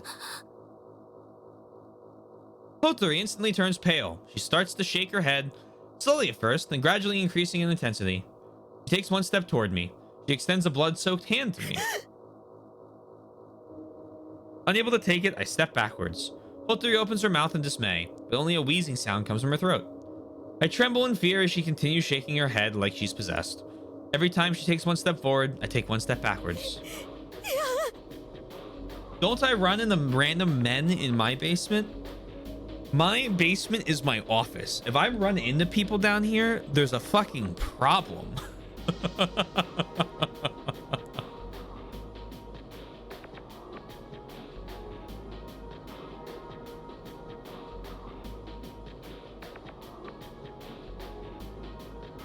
Hotori draws closer and closer. Well, I mean, true. I mean, case in point? It'd be so nice if I ran into random men in the basement. I mean, it's less nice if they're trying to kill you, though. Blood drips down from her extended hand. Her blood-stained hand looks like the tentacled limb of the devil coming to take my life. Before I realize it, I backed up into the corner of a room. My back hits a shelf. A wooden box on the shelf makes a sharp sound as it falls. I hear a scream from close by. Hotori and I look in the direction of the voice at the same time. A small figure is crouching in the shadow of the shelf. It's Uni. Covering his head with his arms and trembling, Uni looks up to us. His face is distorted with tears. His eyes are swollen and have turned a bright red. Why is Uni here? I'm getting more and more confused. My head is totally blank as I simply stand bewildered at the incomprehensible situation before me. Uni is terribly frightened. Once again, he lowers his head and covers it with his arms. He mumbles something. Ninja princess. Going to be murdered? By who? I look at Hotsuri, who's managed to get all of the blood off of her in the short time I've looked away. Her eyes are gazing off somewhere far away. A wheezing sound still leaks from the back of her throat. Uni continues to murmur in a shaky, tearful voice, but it doesn't seem like he's able to speak the way he wants to. It was fun seeing their nicknames evolve. 嘘なんだ。みんな嘘ついてる。本当に殺してない。 Oh? What? What did he say? Everyone's lying. Hotsuri didn't kill? Then who killed that man? I remember something I was told, and the shock jolts through my body.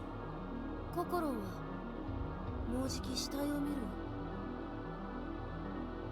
I do play ninja on my Inubushi character in Final Fantasy XIV. Okay. The conversation with Uni that took place in the shelter cabin yesterday. It was when he read my poem. Uni said that. 刃物で刺された死体だよ。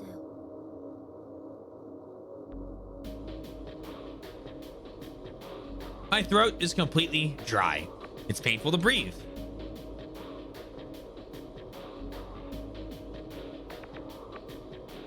My heart is pounding furiously. What's the meaning of what Uni told me then? A premonition? Or was it an advanced declaration of his crime? At this point, I realize that my answers as to who Uni is have not yet been answered. Why is Uni at both the shelter cabin and Sphia? If it's 2011 in the shelter cabin and 2012 in Sphia, then what does this mean? The Uni of the year 2011 told me something that would occur in the year 2012. It's not like that possibility is completely unthinkable. Why is Uni here? Why is he crying like this? What if? Does Uni actually know everything about Mai and Satoru's personality transfers? What if being an innocent child who doesn't know anything is really just an act? What if the one lying is Uni? That can't be. There's no way a child like him could do such a thing. I mean, Uni, you keep saying this, which makes me suspect him more. Despite thinking that rationally,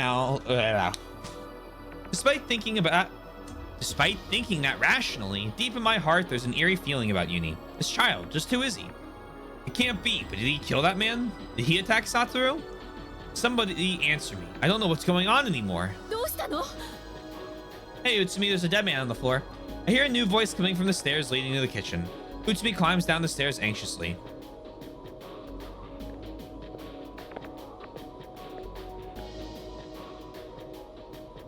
Where has she been and what has she been doing until now? Driven into a corner by distrust, I wonder that momentarily. When I was being chased by someone before, Utsumi had been nowhere to be seen. Is she someone I can trust? Utsumi slowly looks around the room, not paying attention to my suspicious glare. Then, surprised by the corpse,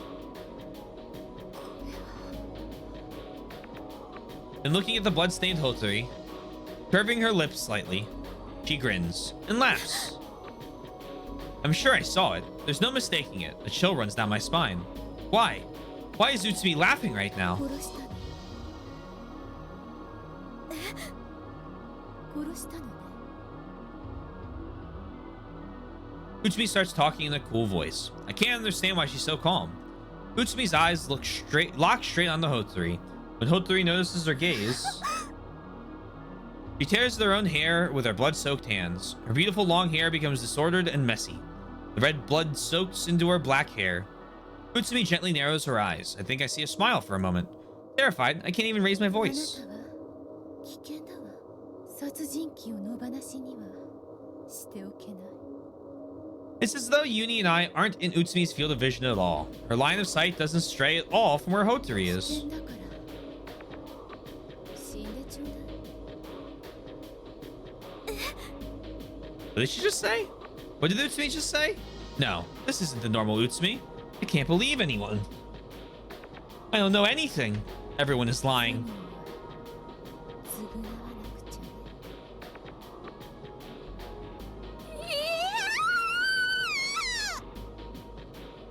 Incited by Utsumi's words, Hotsuri starts shrieking.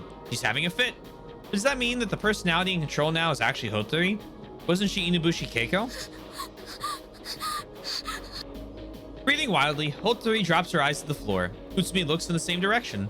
I follow their lines of sight. The knife. The bloody knife that fell next to the body. All three of us have our sights fixed on the knife. Between the three of us, the distance to the knife is more or less the same. No, I'm a little bit farther away. Strain and tension hold the room in their grasp. Nobody moves a finger. Taking care to not show any openings, I watch the movements closely. As if keeping each other in check, we stare at the knife in each other's faces restlessly. My thoughts go around in a circle. That knife is a weapon for protecting yourself. If I can get it, it won't end up in the hands of a killer. The other two in the room, three if you count Uni, who's carrying in the corner. If one of them snatches it away, my life will be in immeasurable danger. I don't know who the culprit is, so there's no way I'll hand over the knife to anyone else. But the instant I get my hands on the knife, everyone but the actual culprit will misunderstand and think the murderer is me. The real culprit manages to take advantage of that opening. Not just me, but everyone else will also be killed. And besides, assuming I can get the knife, can I even use it properly? When the time comes, can I stab a killer if they attack me? There's no way, even if it was to protect myself, to kill someone. What should I do? What should I do, Fuyukawa Kokoro? Screaming, Hotori springs forward. Utsumi also makes her move without a moment's delay. Only my reaction is late. No good, I won't reach it in time.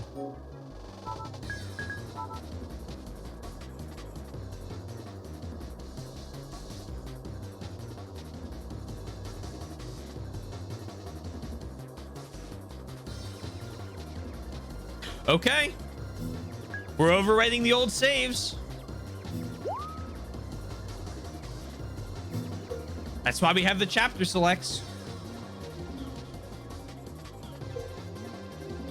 Heaven is no longer here.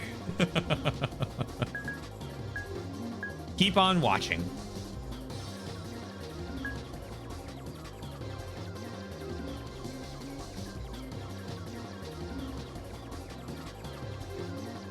Now we're really looping, yeah. We'll try and grab the knife. I launch toward the knife. My movements are surprisingly quick. That's right, I'm in Satoru's body right now. I'm faster and stronger than I usually am. If I can manage to snatch away the knife, I won't lose to these two. I reach for the knife with all my might, but an intense pain shoots through my left hand. My dominant arm, Satoru's left arm, has been cut. My fingers brush the knife for an instant, but I'm unable to grasp it. The bloody knife slides across the floor and stops right at Hotori's feet. Hotori takes it in hand as if clinging to it. Hotori and Utsumi glare at each other, separated by the corpse between them. I all but roll into a standing position. Letting out a voiceless scream, Hotori readies the knife. Hotori has a desperate look on her face. However, tears roll softly down her cheeks. Why is she crying? Utsumi commands in a sharp voice I've never heard her use before. Hotori shakes her head and points the knife at Utsumi with trembling hands. Utsumi steps back with an impatient look.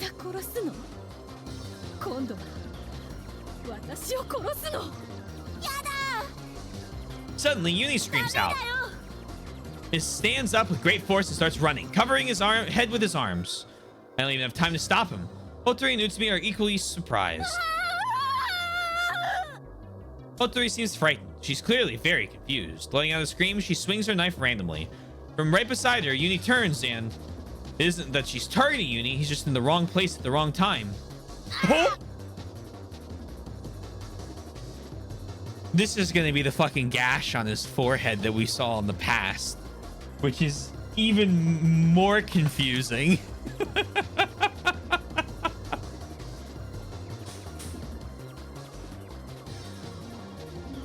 Fresh blood splatters everywhere. Uni's small body loses its strength and collapses. He's lying. He's dead. No, he's dead, not lying. Uni's dead. The portable radio flies out of Uni's grasp from the impact of his fall. The radio falls with a clang and slides over to where I stand. Deranged, Hotori heads for Utsumi, brandishing the knife.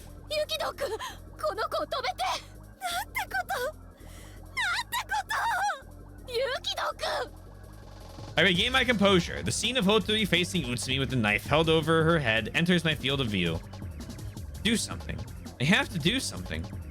This is a dream. I pick up the radio at my feet and run at Hotori from behind.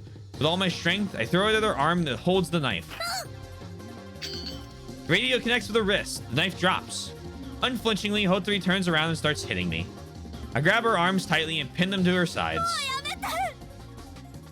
I frantically try to suppress Hotori's violent struggling. Tears obscure my vision. Through blurry eyes, I see Utsumi pick up the knife. With sharp eyes, she looks at me. No, she's glaring at Hotori, who I'm pinning down. Utsumi lowers her stance and readies the knife. What is she?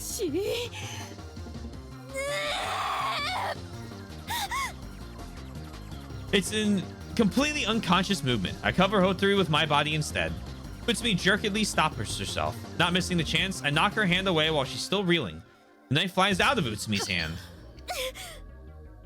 The knife skates across the floor and disappears underneath a shelf. Utsumi glares at me. There's a carnage in her hate-filled eyes.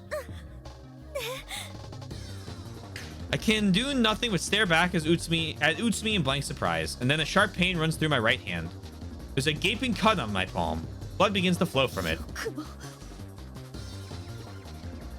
Utsumi mutters with loathing, biting her lip. And then, turning on her heel, she climbs back up the stairs. I stand frozen. Silence returns to the once chaotic basement. I can hear someone wheezing roughly.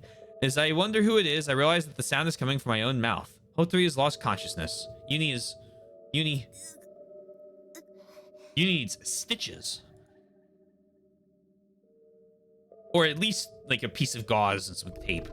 He's crouched down, putting pressure on his forehead. Thank goodness, he's alive. I walk over to Uni with sluggish steps. Uni's whole body jerks in surprise. Oh! I can't find any words with which to respond to his voice full of dread. Uni looks up. His forehead is dyed in blood. The spurting blood turns into scattered spots upon the concrete. However, Uni stares at me with frightened eyes, not even bothering to wipe off the blood. He stands back with a look of panic in his face.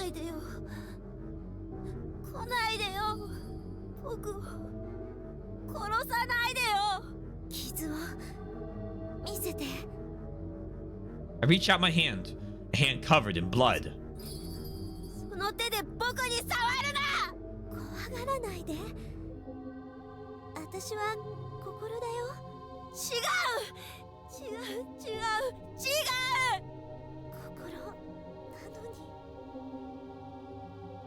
Dismayed, I crumble where I stand. There's a pool of blood gathering under a man's corpse. The hand is bright red. Blood continues to flow from Uni's forehead as well. Blood, blood, blood. The basement storeroom is a red hell filled with the smell of death. Who can I believe in? What can I believe in? Hey, Satoru, help me. Help me. Slowly, I lose consciousness.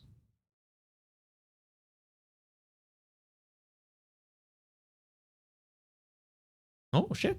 We've made it to day 5. A small respite.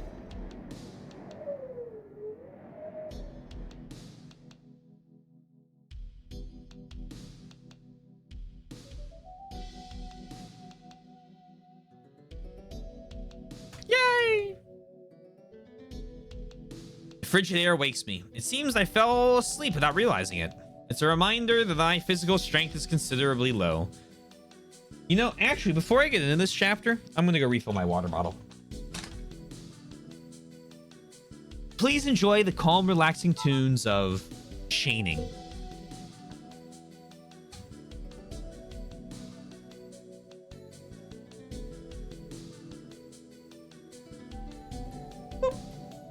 Be right back.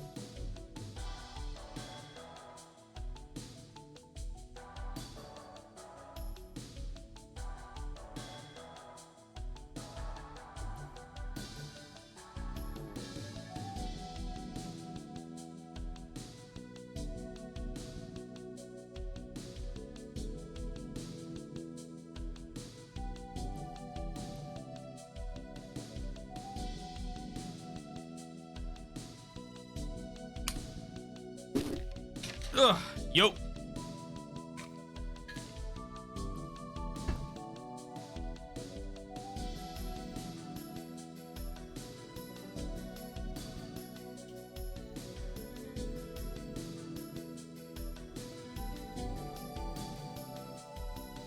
Oh, my chat broke a bunch. I have like 6 reconnecting the chat rooms. That's weird.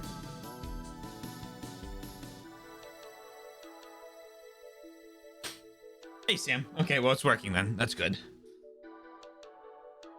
Yeah, that's... You ever get it where it's just like, welcome to the chat room, like, over and over again? It should only, should only do that at the beginning, I think.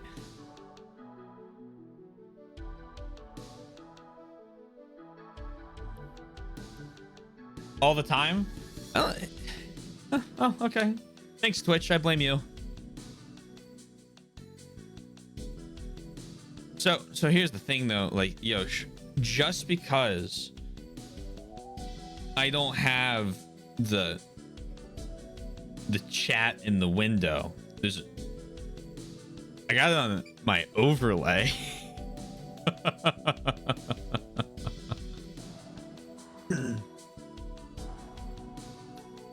See, the last message I had from Yosh was the days synced up. And then I have Sam saying, welcome back. And between that, Twink says, yay, yay, yay, yay, yay, yay. And Yosh says, chaining is a banger. I've got you. I've put you on notice. Notice of what? I don't know yet. I'll figure it out. After the chaos at Svea, my consciousness returned to the cabin. At that time, it was already late at night. However, since I was fixated on the idea, go to sleep and you'll die, I just stayed awake. In the end, no matter how many times I began to doze off, I was awakened by the cold again. Looking at my watch, it was 1:30. I couldn't confirm the time before I fell asleep. Even though it's afternoon, it seems dark and gloomy outside. It's as if the sun has disappeared. Goodbye, closed off structure. Ooh. Goodbye, closed off structure.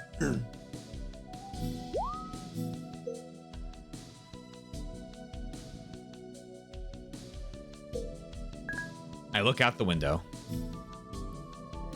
I look outside from the bed. The window is completely frosted over with snow, so the outside scenery is barely visible. However, there's a terrible roar coming from outside. We're in the thick of a violent blizzard. The raging wind and snow repeatedly slam against the window, creating the uneasy impression that it might crack at any moment. I look away from the window. Everyone in the shelter cabin is already woken up. They're all shaking. None of them start a conversation and simply crouch where they are, shivering. The fire in the stove went out a while ago. The last of the firewood had been used up last night. We don't have anything left to burn. I thought it was cold even with the stove on, but now that the fire's burned out, the cold is beyond all comparison. I can't stop my body from trembling even if I force it. I'm wearing several layers of coats and wrapping myself in a blanket on top of that, but there's no effect at all. You get welcome to the chat room pretty often if you spend 3 to 4 minutes without sending a message. See, I usually get it whenever I do, like, whenever I have a pop-out window, whenever the pop-out window reloads, or whenever I, like, load into my stream manager. But other than that, I don't ever see it.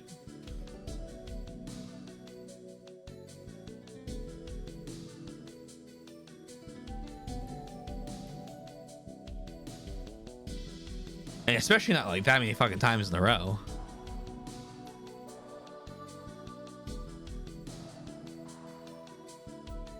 I just hope it doesn't break. But there's no effect at all. My fingers and toes feel a pain like being pierced by needles. Touching my own hand, I'm shocked at how terribly cold it is.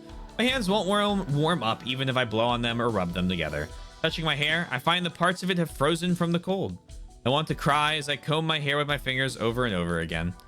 It had likely gotten wet when I went out to get snow for water last night and frozen just like that. Yomigi said water is the most important thing for living. In the last rationing of water, we divided it into 4 plastic bottles. The 4 of us each have 1 bottle. I don't want to imagine what will happen when this water runs out. Even Uni, who'd been innocently energetic until yesterday, and Yomigi, who had kept us calm with his composure, are curling themselves up. Everyone, including Mayuzumi, is wearing a hollow expression. Their complexions are blue and lacking any life. If their eyes had been closed and their lips weren't quivering, I wouldn't be able to tell whether they were dead or alive. That's how much the feeling of hopelessness has begun to hang over everyone. Suddenly, Yomugi opens his mouth. 食事にしようか。 Uni nods as a faint smile rises to his face. 僕もうお腹ペコペコだよ。 I'm hungry as well. My stomach is so empty that it hurts. Hunger is like a wave. Once the peak of the hunger passes for a time, the appetite disappears. However, when another 30 minutes have passed, an even stronger wave of hunger comes. This repeats itself over and over and over. Right now, I'm on top of a wave of hunger. It feels like I'm beginning to see illusions of food. 本当はもう少し耐えるつもりだったんだが、あまりにも寒すぎる。空腹状態だと低体温症になりやすいんだ。体温を上げるためにも食事をとろう。 Hearing Yomigi's words, Mayuzumi moves slowly as well. He probably feels like having a meal too. From underneath what looks like 12 people's worth of blankets, she takes out her bag without getting up. She retrieves her can of hardtack while throwing us a dubious glance. Like a cowardly squirrel, she munches on the hardtack while looking around furtively. No doubt she's worried that it'll be stolen. There isn't even a particle remaining of the refined image she first had, and it's a terribly miserable appearance. However, it's no surprise. When death draws this close, people revert back into animals. They have to do so. You could say that in hell, everyone is equal. It's depressing. And then Uni walks up to Yomugi and whispers something in his ear. ねえ、セイジ。 Yomugi gives a slight nod. He's the one keeping our share of the food. Yomugi brings out a can of hardtack in a plastic bag. Inside the bag, the can of hardtack is filled to the brim. It's Yomugi, Uni's, and mine. 3 people's worth of food. Once we divided the food into 4 equal parts. However, as proof that we're going to be saved and live on, we put it all together again. For me, that act was the same as hopefully proclaiming I'm not alone. I have comrades. This one can of food signifies hope to me in many ways. Turning his back to Mayuzumi, Yomugi opens the bag in a location that's a blind spot for her. 水分もちゃんと補給してくれよ。脱水症状も寒さも大敵だ。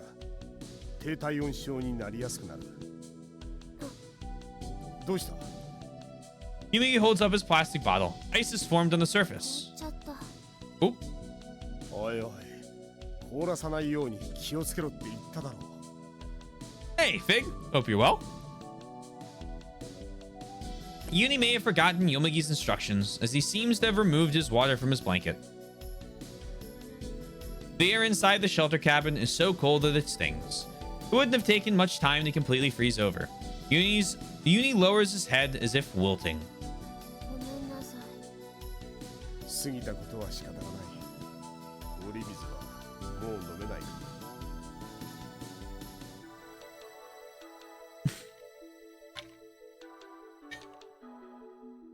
How are y'all? I'm doing pretty good.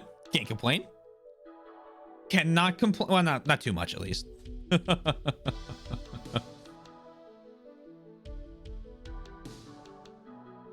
Yomugi puts the can of hardtack to the side and takes out his own plastic bottle from under his blanket. 僕の水を分けてあげる。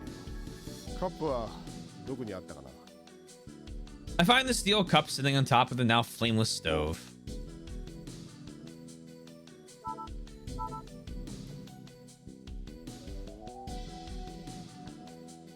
Say goodbye to ethereal girl.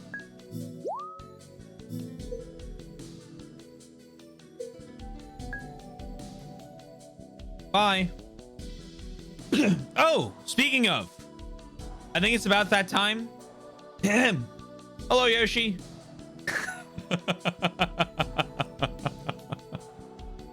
I hope you're well.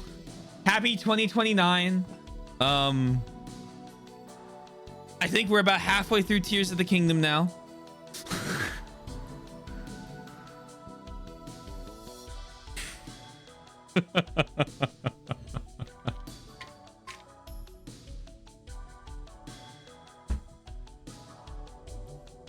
Oh boy. Whee! Go get it. I decide to go get the cup. Standing up, I walk to the stove. It feels like my feet have become stiff because of the cold. I hand the cup to Yomugi. はい、これ。ああ、For that moment, our attention is completely focused on the water. Our eyes leave the food that Yomugi has put to the side.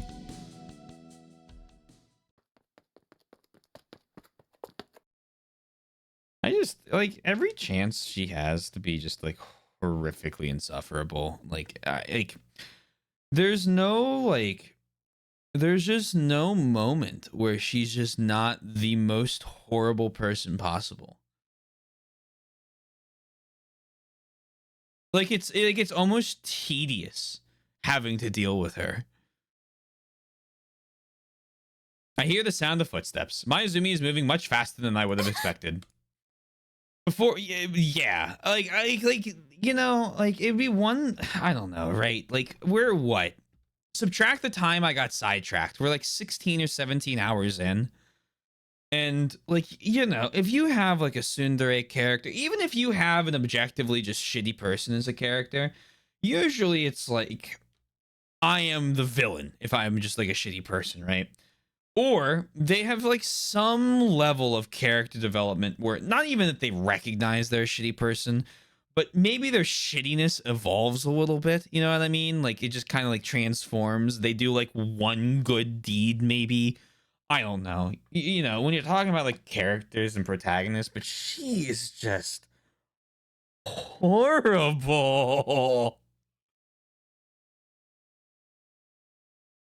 Like, it's a miracle that she is trapped here with an 11-year-old, the most patient human being alive, and the most caring person alive. Because, like, if you flipped a coin for the other 3 people to be trapped with, the first time she stole food, the rest of them would probably kill her. You know? Like, generally speaking, I can't, maybe not the first time, but when she eats all the chocolate and all the food supplies are running low, like, another group of 3 people, I bet 2 of them just beat her to death.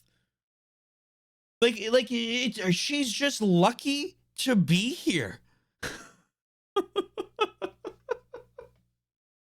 Mayuzumi has snatched the can with our food inside it. I mean, she's incredibly well written to be the most horrible person imaginable.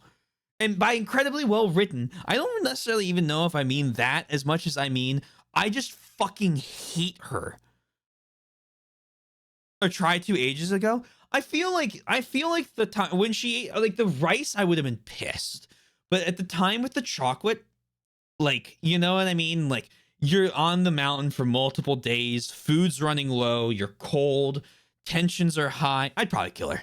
I can't say that I would be able to resist or stop myself from killing her when she eats all the chocolate. Especially in a situation like this. Are you talking about your character? No, our character is just too caring. She's just like, she doesn't think about anything, and then it's just like, Twink calls her all heart, no brain. It's kind of the perfect nickname. But, like, honest to God, Inabushi Keiko, we might have a better chance of survival with her here.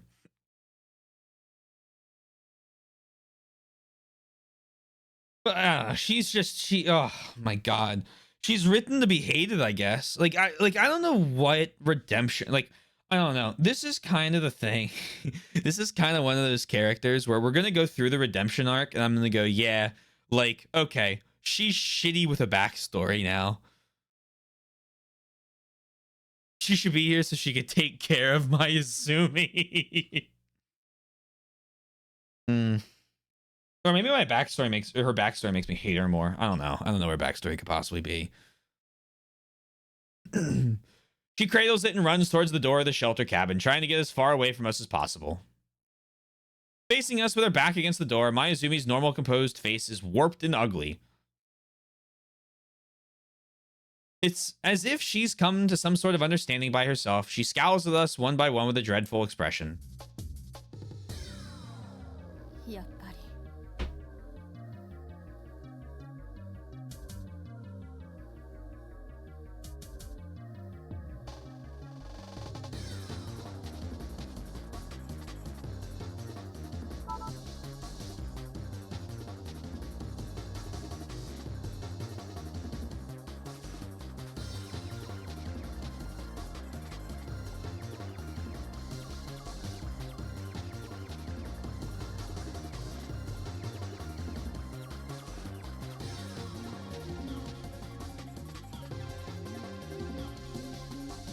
I feel like you're back. Oh, no. No spoilers. I don't want to know anything about it. Don't know anything. I knew it. やっぱりそうだったのね I knew that you all would work together because I'm the insufferable bitch. Mayuzumi shouts as she glares at the can full of hardtack biscuits. その食料を返すんだ。 Yomagi slowly starts to approach Mayuzumi. Mayuzumi grabs the Mayuzumi grabs the axe, leaning against the walls at a speed that would make you think the cold has no effect on her. It's the axe that we use to break the table. 動かないで危ないぞ。そんなものを捨てろ。 I see a shovel. 黙れ Mayuzumi brandishes the axe. It's too heavy for her to hold up properly, and she staggers back. The contents of the can of hardtack spill on the floor. As she staggers, Mayuzumi ends up trampling them underneath her heel, shattering the biscuits to pieces. Uni lets out a groan. The food disappearing is the same as our lives being shaved down, but we can't move. 近づいた殺すわ容赦なくぶっ殺す Mayuzumi's eyes are serious as she ferociously screams. If we take even a single hit from an axe, it's unlikely we'll get out of it unharmed. Put down the weapon of Barst. You haven't earned this. まあ待て。落ち着くんだ。 Yomagi speaks in a gentle voice. 落ち着けだこれが落ち着いていられるかやっぱりじゃないのよ何がやっぱりなんだよおっさんあんた食料こっそり隠し持ってたのね No, that's just our portion of the food. しかもこんなにたくさん何が当分にしようよ自分だけ生き残るつもりだったんじゃない違うんです Here we are again. Let's Yomagi? No. She's a lie. Fig. Anything that Mayuzumi says is a lie. Just immediately discount it. In order to settle the misunderstanding, I take a step forward. 動かないで Mayuzumi brandishes the axe once again. She glares at me with a demonic face. My legs are paralyzed from the intensity. 何が違うって言うんだよ All of it. あんたもグルなのね Yeah, we combined our food stores so that we had like together a whole can of food left because she ate the remaining supply of the other set of food by herself because why should we deserve to live? So now she thinks we're lying again and has stolen our portion of the food for a third time. Because we were totally hiding more of it. グルってどういう意味ですか Yeah, that's what I like to see. That's...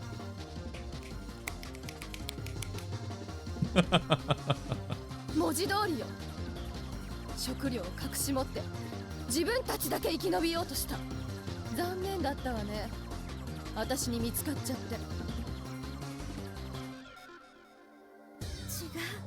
どこが違うっていうのその食料は当分したものをもう一度一つにまとめたものなんですそうだよ一緒に頑張ってこうって気分を高めるためにさ Uni argues with a serious expression, but Mayuzumi just laughs through her nose.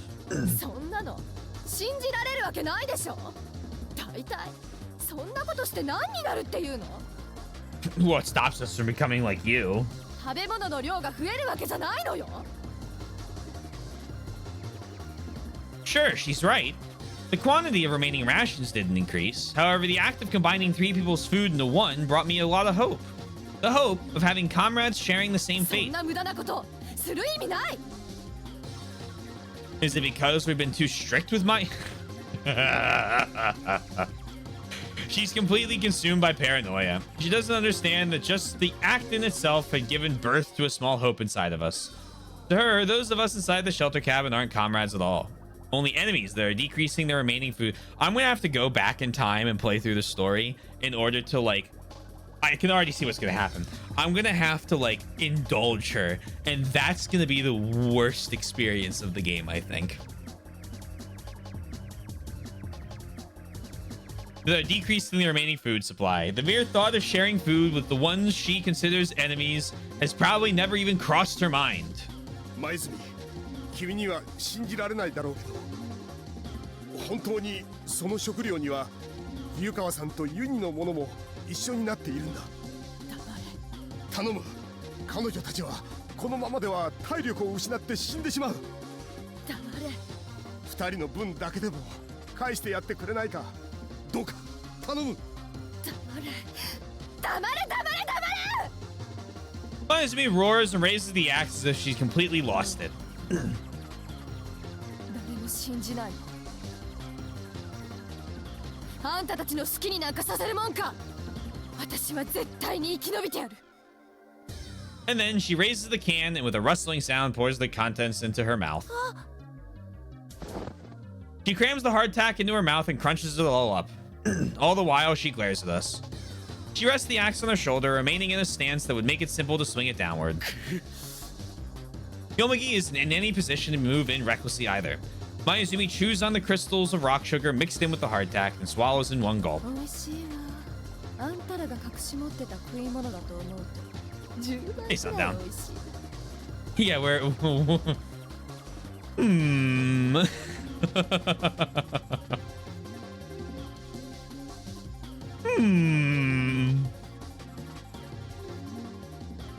Once again, she goes to pour the remaining biscuits into her mouth. As she does. Unable to take anymore, Yuni charges towards Mayuzumi. Mayuzumi tries to swing the axe down. Okay. You're such a... overrate. Okay.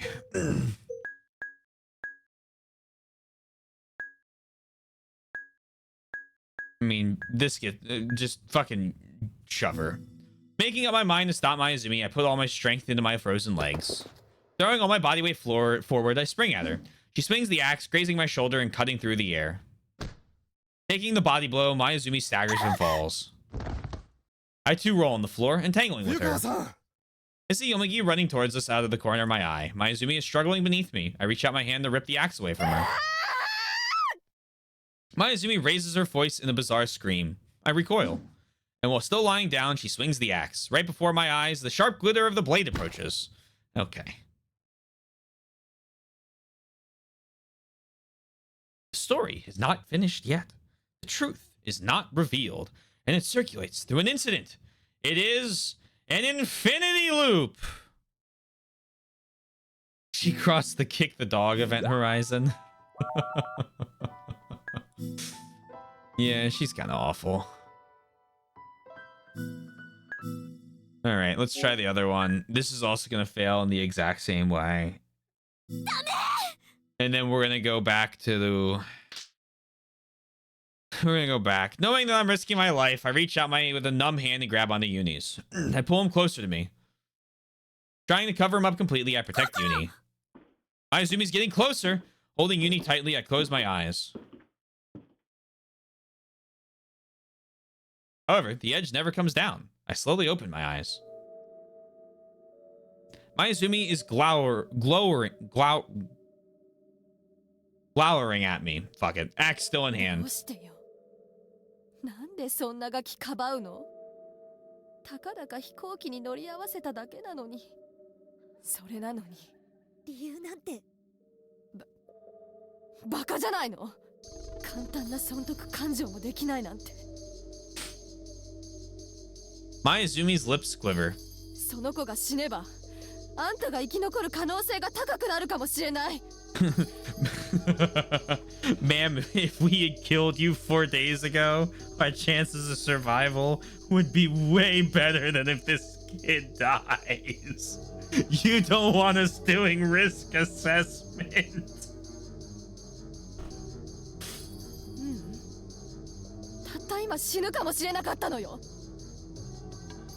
While still standing in front of Uni to protect him, I turn toward Mayuzumi. 真由美さんの言う通りかもしれません。でもそれでも私はこの子に死んでほしくないです。ユニだけじゃない、ヨモギさんもあなたにも死んでほしくない。一緒に生き延びたいです。そんな甘いこと言ってたら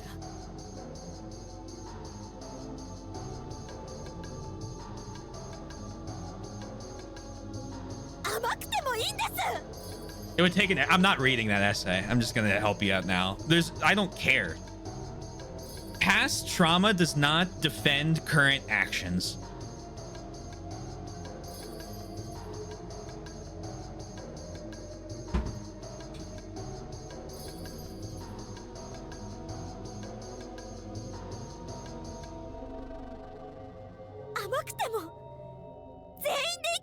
Oh, Twink, you I don't think you ever defend her. You just think she's a good character in terms of how, like, being hateable, if I understand it correctly. That's fine. I don't hate that.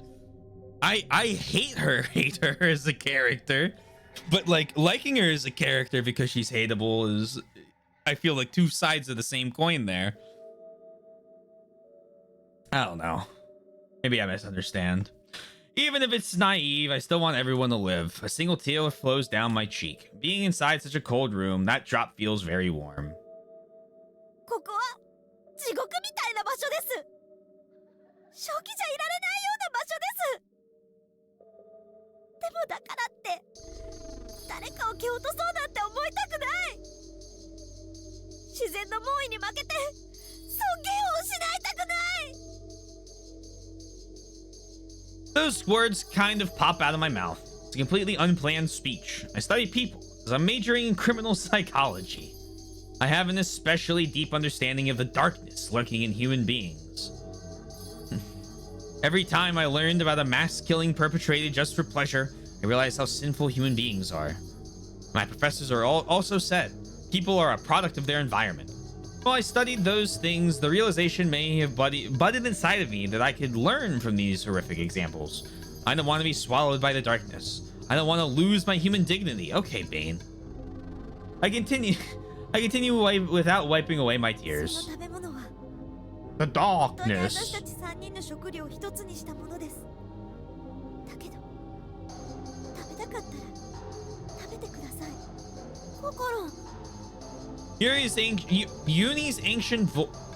Yuni's anxious voice rings out from behind me. Reaching behind me, I clasp his hands.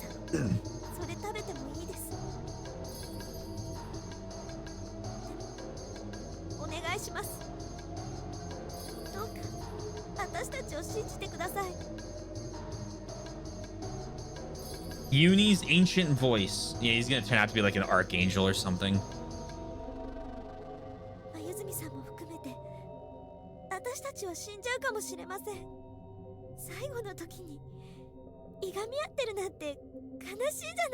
That's where the feather comes in.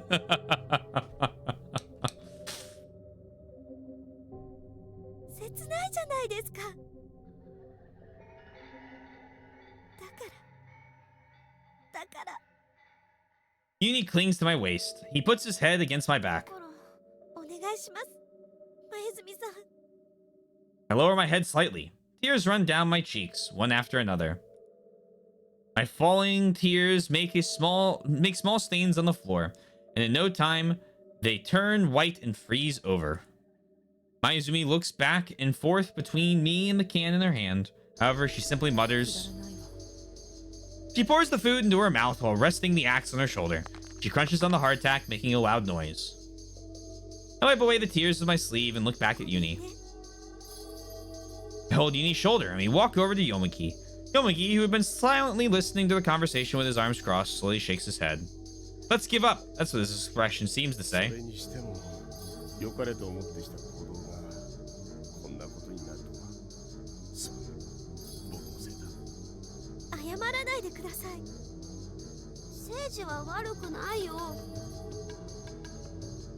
Only the sounds of the snowstorm, along with Mayuzumi's chewing, can be heard within the shelter cabin. However, the sounds of her crunching on the hardtack biscuits slowly begin to trail off. I quietly look over at Mayuzumi. She dejectedly lowers the axe on her shoulder. She stares at the can of food in her hand. Her face draws taut. Leaning the axe against the wall, she silently walks towards us and holds out the can of hardtack. 返す。もうお腹いっぱいだからいらないよ。眉住さん Mayuzumi pushes the can at me and returns to her own bed, blanket in hand. The can still has about half of the hardtack remaining.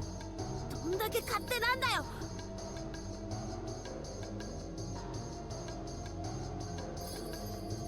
We'll talk about the characters in the post game. It's why I'm not talking about it right now. I don't know anything about I don't know enough about the character to talk about her. I just hate her. Uni begins to condemn Mayuzumi for what she's done, but he quickly shuts his mouth.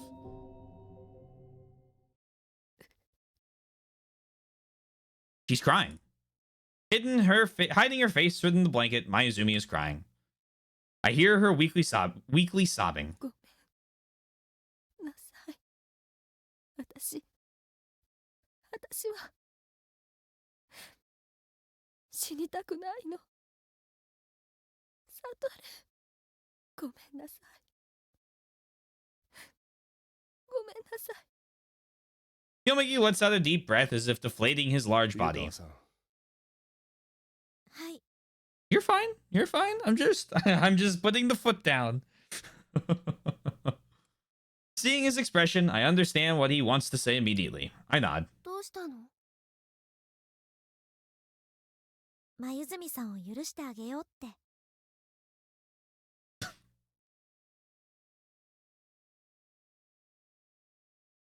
それでいいのセイジああ、仕方がないよ。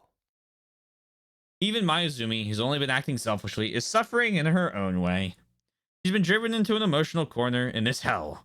Her rampage just now was a reckless action she took as a result of being cornered. So, if you look at her that way, it feels like we should forgive her. Uni nods sharply as well. 3人でこれを分けて食べましょう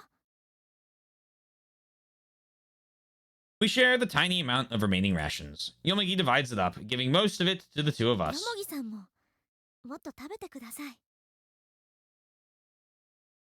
僕はいいよ。こう見えても体力には自信があるんだ。 He says that, then consumes almost exclusively water.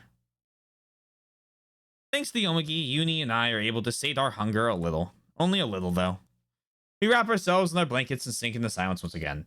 Our long battle with the cold resumes.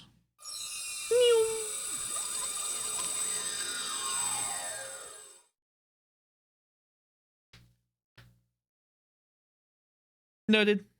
Noted. Forgiveness would be a mistake. I mean, we have two options, right? We either kill her, which they're not going to do, or they forgive her so that they can keep on going with their own shit.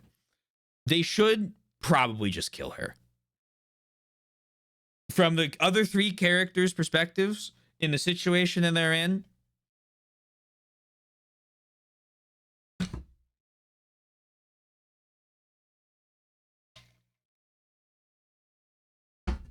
before I realize it, the trembling from the cold is transformed into a feeling of lethargy. I open my eyes. I see the white walls of Svea.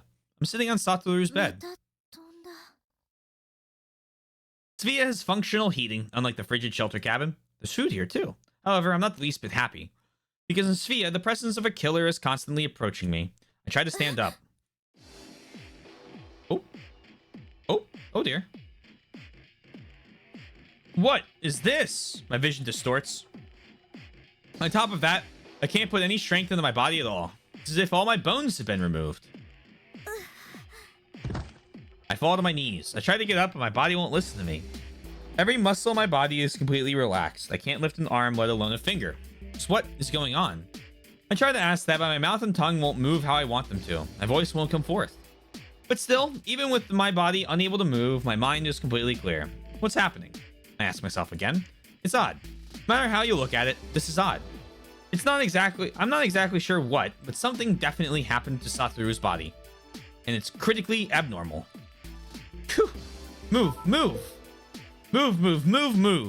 Please, move already. Put everything I have into moving my limbs, focusing my concentration on my fingertips. Slowly, yet impatiently, I do everything I can to put strength into them. How long have I been doing this? By the time I'm able to lift myself even slightly, my body is covered in sweat. My body feels like a pool of syrup as I drag myself to the edge of the bed and sit down. An indescribable lethargy assaults me from top to bottom. We've been drugged, probably. I feel dizzy again. What's going on with my body? Panic strikes me as I realize that this condition might be permanent. Shaking my head lightly, I stagger and stand up. I'm somehow able to manage that much. However, my legs feel unreliable, as if they'll fail on me as soon as I lose my focus. It's probably the first time since birth that it's taken me this much effort just to stand up or move. I feel as if my body has degenerated terribly. I try to turning my arms slightly. I can't put that much strength into it, and my body continues to wobble, but I don't feel any pain. There doesn't seem to be any injuries besides my left arm that got cut the other day, as well as my right hand. And why? I ponder the cause of this situation. Not injured. My head is perfectly clear, and it doesn't seem like I'm sick either. Then what is... I suddenly realize. There's someone trying to kill Satoru. Pushing him off a building, stabbing, drowning. They used many different methods to try and murder Satoru. And now, the next method this person has attempted to use is... It can't be. Poisoning. In other words, what my body is experiencing right now is due to some sort of drug? I shudder at the thought. My vision becomes distorted once again. I crouch down as I seems like I'm going to fall. Going so far as using poison to kill is just too much. The murderer intends to kill Satoru by any means. I squeeze my eyes shut and clutch strongly at my shoulders. もうやだよ Unable to stand the fear, tears begin to flow from my eyes. How many times will I have to go through this?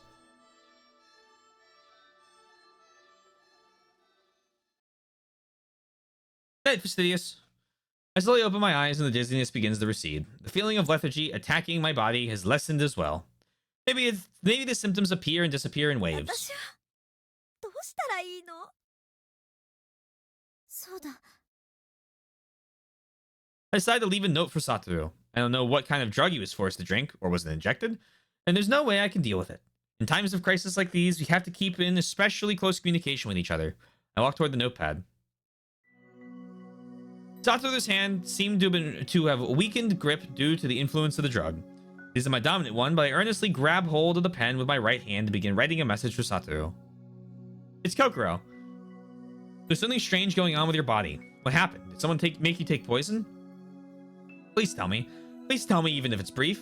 I pause. A teardrop falls onto the notepad.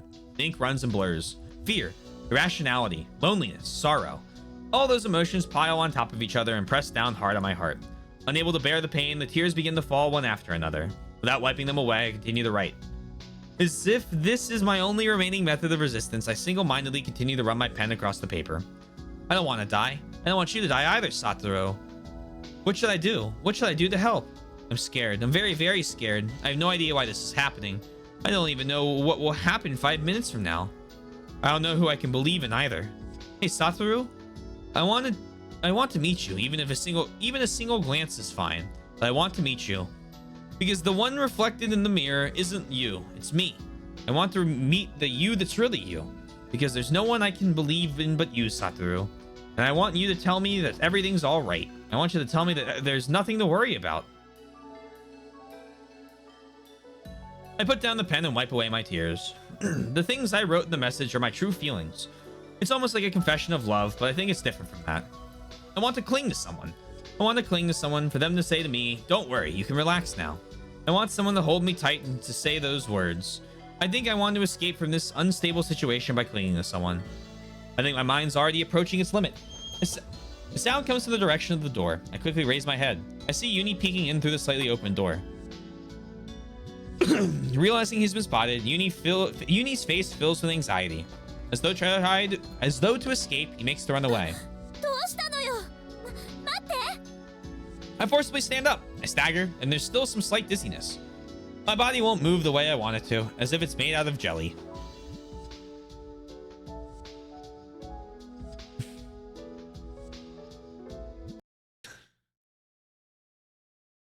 Hey, Satoru. I want to meet you. Even a single glance is fine, but I want to meet you. Just look in the mirror, lady. And there you go. Because the one reflected in the mirror isn't you, it's me. Yeah, but it is. That would be the same thing, wouldn't it? Hey, Satoru. Oh, Michael.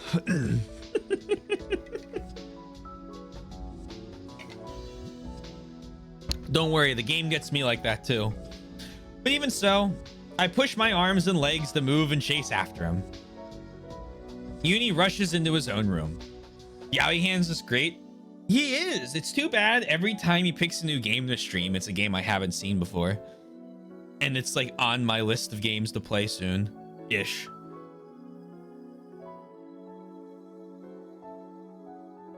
I follow him. Entering the room, I'm confronted with Uni's frightened eyes staring back at me. 来ないでよ。どうしたの？何を怖がってるの？ As I near him, Uni pulls himself back like he's trying to get away. 逃げないでいいよ。安心して。私だよ。冬川心だよ。 Uni shakes his head almost hard enough to make a sound. 違うよ。サトルは病気なんだ。だから。 Uni retreats even further, his face distorted in fear. 危ない。 As he walks backward, Uni's foot bumps against the table. With that, he tumbles to the floor. Wah! Uni's forehead strikes the edge of the bed as he falls. Panicking, I rush over to him and help him sit him up. Uni presses his hand against his forehead. 痛いよ。 We're gonna see the same scar we saw in the past. 大丈夫？見せてごらん。 Pushing back his hair, I see that Uni's forehead is a new injury. Probably due to the force of the collision, a bandage has been peeled off and fallen to the floor. This is probably the one applied to the cut Hotori gave him the other day. I thought that it had bled quite a lot at the time, but the cut itself is actually shallow. Tears form in Uni's large 男 eyes. の子でしょ？泣いちゃダメだよ。もう仕方ないな。 We give Uni's forehead a small kiss. 痛いの痛いの。アンドロメダの彼方まで飛んでいけ。 It's not blue this time. Uni's eyes widen in surprise. 私のお母さんがやってくれたんだよ。痛いのなんて一発で忘れちゃう不思議なおまじない。 I embrace Uni's thin body closely. I bury my face in his 大 hair. 丈夫だよ。何も心配することなんてないんだよ。 However, I'm thrust away by Uni. He does it unexpectedly with great force. やめてよ。僕に触らないで。 Uni shouts, then turns and runs off. That was pure terror on his face. I'm left alone in the room. Even though the room isn't very wide, it feels extraordinarily ど vast う to し me. て逃げたの？ Was it because he felt grossed out at his forehead being kissed while I looked like Satoru? Or was it... 大丈夫だよ。 Oh, he's gonna stream the Elden Ring DLC? Does he know about the... Does he know about the scorpion spiders?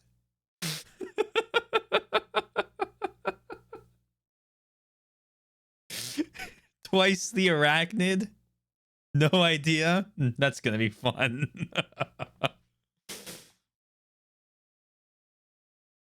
何も心配することなんてないんだよ。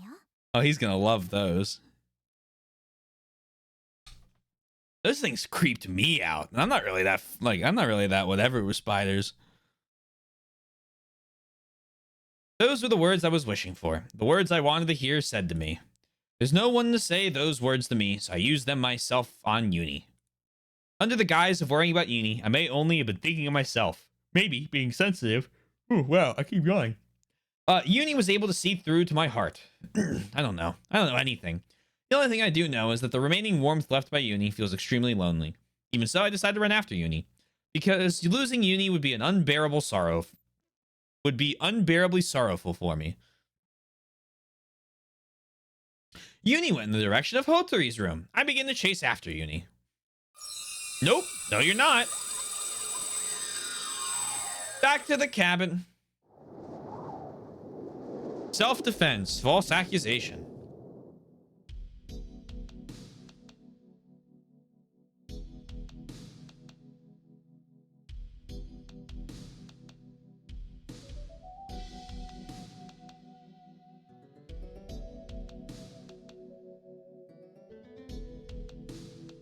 Don't even know why I'm keeping the fucking chart. It's just habit now. The freezing air wraps around me. This is no ordinary cold. It's so cold that my entire body aches painfully. Humans begin to feel pain if they're exposed to the elements for too long.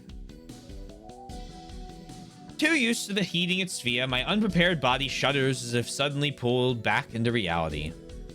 Well, that much is to be expected. This is advanced cold. What you see in front of you is advanced cold.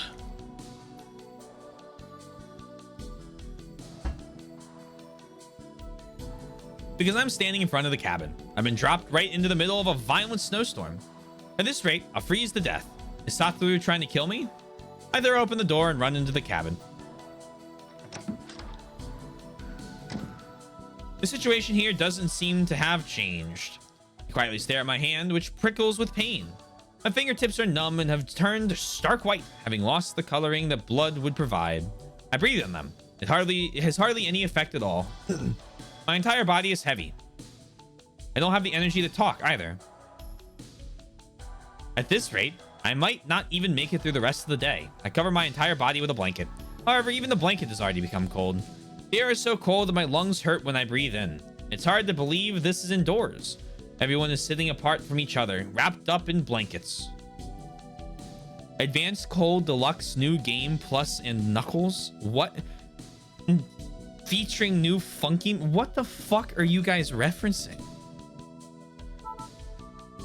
Also, 30%. Featuring Dante from the Devil May Cry series. How? Everyone's in on this but me!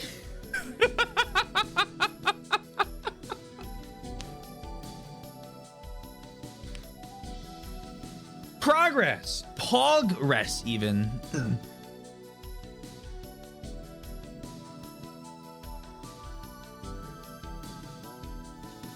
Man. Wrapped up in blankets. They're shivering so hard that it seems their teeth might fall out. Not a single word is spoken.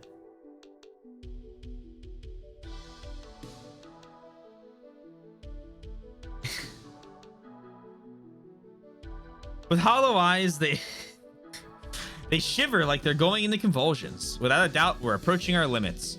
It feels like the god of death known as cold is sucking up all of our life. No, it may not be just the cold. Mayuzumi's actions have cast a dark shadow over us all. Thanks to her, our food supply is nearly gone. Furthermore, what she did is a stark reminder that we aren't really united after all. Bringing our rations together was supposed to unify us, but all it did was trigger Mayuzumi's rampage. The relationships between us have become just as discordant as the snow beating on the window. I want help to hurry up and come. I desire that from the bottom of my heart, but I've already taken refuge in the cabin for 5 days. There's been no sign that the search party is coming around. In this snowstorm, help probably won't come today either. There's no guarantee that it'll clear up by tomorrow, and there's no grounds to believe that help will come then, even if it does. All of my thoughts are turning negative. Maybe the entire world has forgotten about us. Maybe no one even noticed that the plane crashed. Even though this shouldn't be possible, I inadvertently think about it, and my chest is gripped with anxiety. Feeling overcome with anxiety, Goodbye, youth behavioral disorder. Hello, calling Uni over. Sitting alone like this is unbearable. I call over to Uni, who's sitting away from me. He gives me a small nod and comes over to my bed. I open up space in my bed for Uni, spreading out my blanket to invite him in. Uni and I pile our 2 blankets up together as we both cover ourselves with them. And then, Uni whispers while blushing. It's a good quote ad. Uni whispers while blushing. Hello! I hope you're well. I hope Ender Magnolia was going well. Welcome on in. If you guys don't know me, my name's T Taylor T Swizzle. Whatever you want to call me is fine. Thank you for the drink. If you guys don't know the game we're playing, how could you not? It's the hit game Remember11.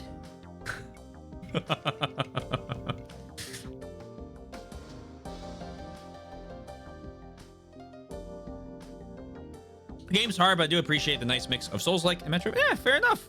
Very nice. I'm glad you're liking it. Marathoning another series? No, we're just playing Remember 11. The other two games will occur eventually.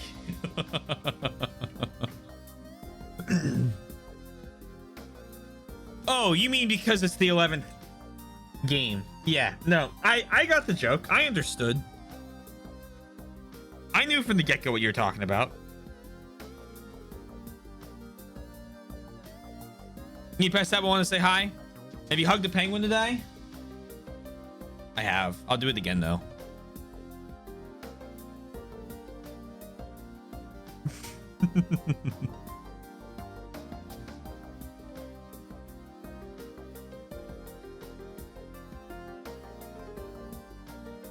This is cathartic. Maybe not want to get the sequel. That's very valid. Moluccan cockatoo. Oh, that's a cool bird. Penguin facts. Oh my god, the real penguin facts. Okay, hold on. Oh, you know what? I got this fact off rip. Okay, I got this one for you. This is for all the new people here. Did you guys know that a group of penguins on land is called a huddle?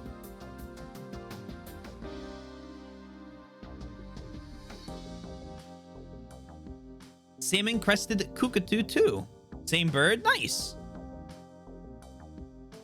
The penguin protagonist clearly does not follow the penguin god. Yeah, she get like a +4 saving roll to cold throw.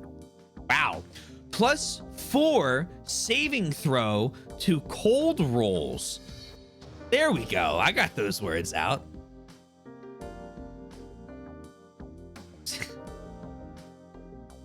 Thanks, Twink.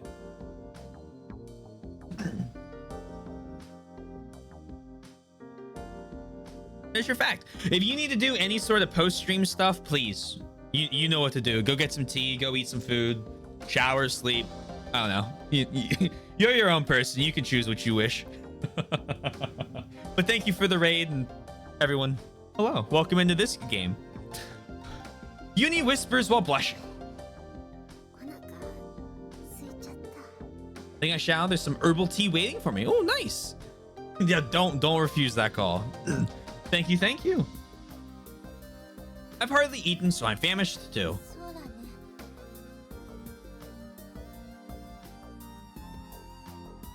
I get this joke now, doing their first D&D campaign currently. Congratulations, Yosh.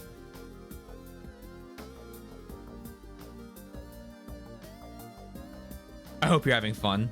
I always say, because I'm from Michigan, I get a +4 saving throw, so. Some very handsome little African penguin. Oh, nice. Love them.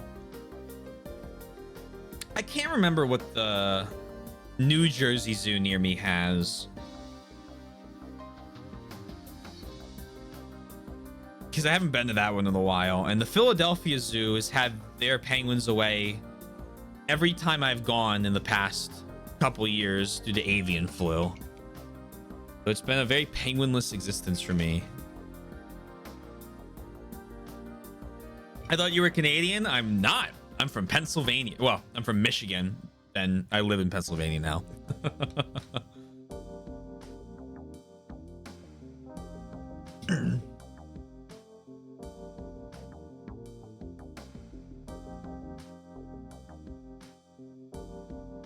Ah, my speech is slurred.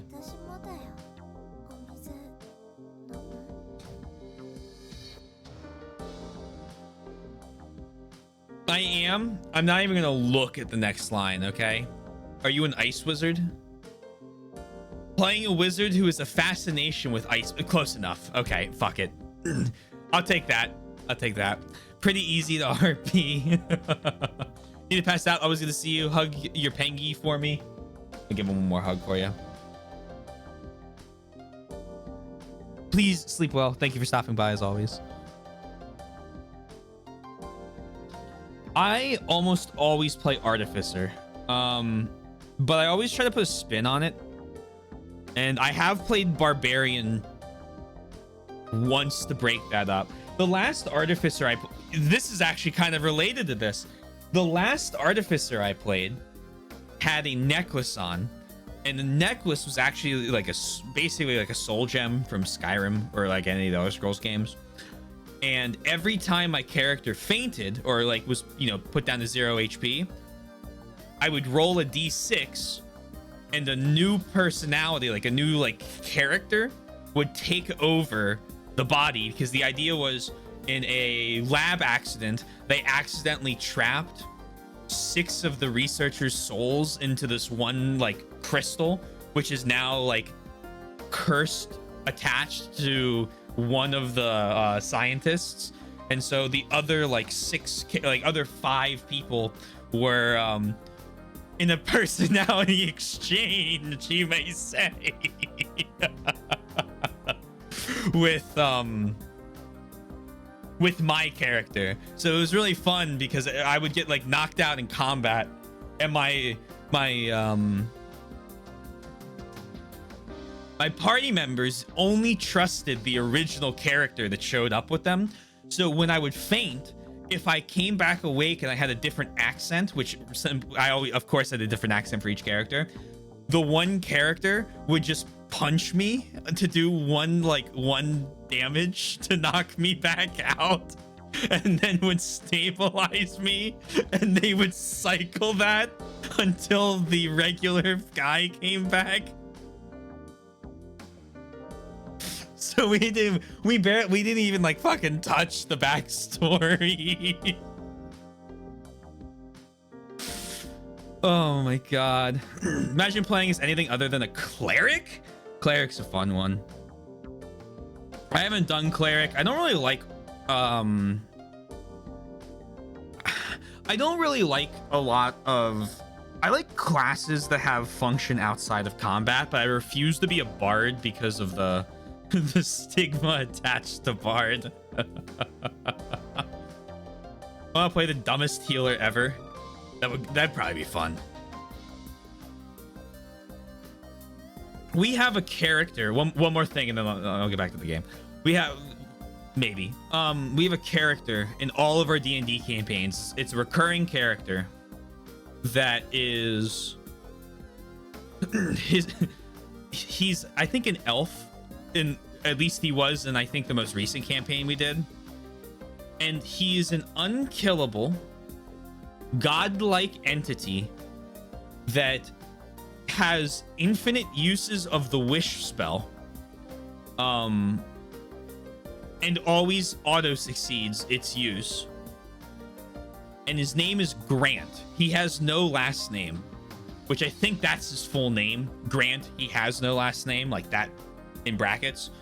And Grant was a character that showed up in like a one-shot we did. And he kind of talks like Yoda, except like more bouncy. And then sometimes he just won't finish sentences. And so we were all cracking up while this character, where I was having, well, I wasn't, I was. I had to interact with this character for like over an hour to get to get him to sell me something at a shop. And ever since then, I think everyone who's DM'd has inserted this character somewhere into their campaign to annoy the player somewhere. There's like always some like minor side quest you can stumble on in everyone's campaign where you meet this character named Grant who just takes 2 hours of your life away.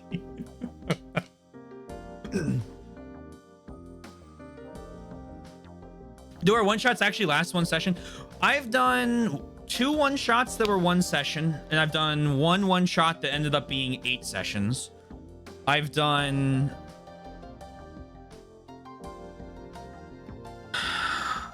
And then I've done a... I think it was about a year. The original reason I had Wednesdays off was because Wednesday was D&D night.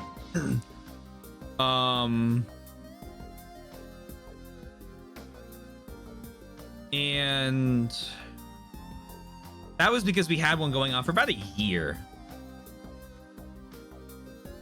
where I had a character who had think 18 intelligence or 20 intelligence and like 6 wisdom. So he was incredibly smart whenever it came to like, I think it was that. It might have been the reverse. And he also had like 4 charisma. So he always was doing absolutely dumb fucking things, but he was like the smartest character in the party.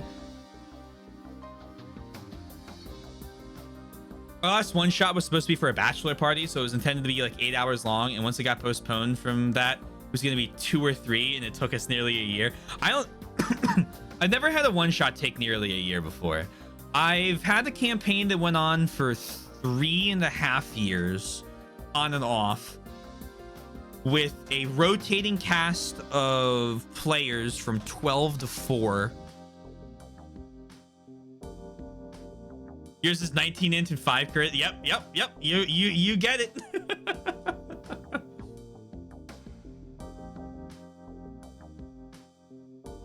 And that one was in the sci-fi setting that we had I had written, that I need to get back to working on. I've written up all of the combat rules for a cover-based tabletop like D&D thing. We have all the outlines. We just have to get down to writing like basically like skills and lore, and then tweaking and balancing numbers. I still love the 5 charisma. It's so ridiculous. Having 5 charisma is very, very funny because it lets you just do like my character. The one character that was awake all the time, his whole thing. Well, so technically I had 6 character sheets, but I only used one of them because I kept getting knocked out. So that character had 5 charisma, and he took everything literally. So if I was told to like bow to my, like, you know, like deeply bow, my character would just and then plank on the floor, like break. I think he broke his nose one time. Anytime he was in the presence of any nobles, he was just like, I will follow every instruction slightly incorrectly. What is 5 and 19 out of 20 usually? Technically, technically the highest you can roll at level 1 is 18, unless you do point buy, which I think the highest is still 18 for point buy. And then I think the highest you can raise it to is 22 without items. I'm not really familiar with 5e now, considering we play a lot of 3.5 and then like alt systems.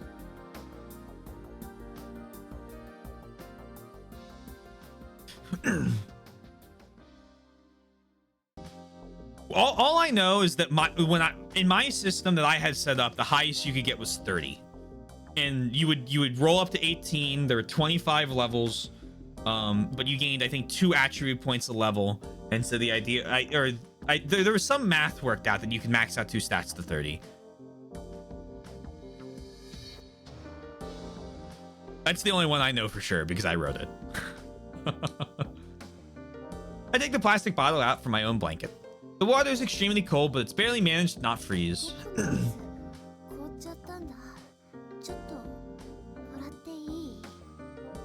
Okay. That said, there's only about a mouthful of water left in my bottle. Uni takes the bottle with a shaking hand.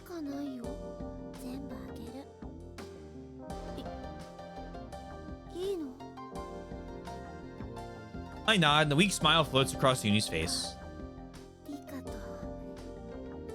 He's probably really thirsty because the air is so dry.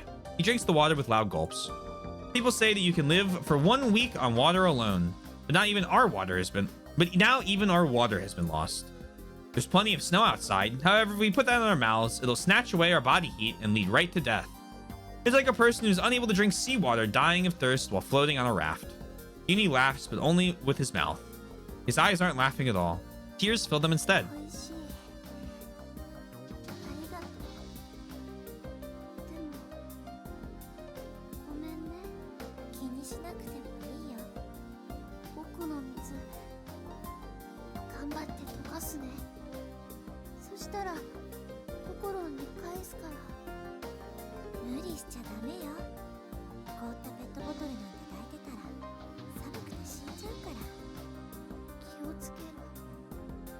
つけるけど頑張るよ。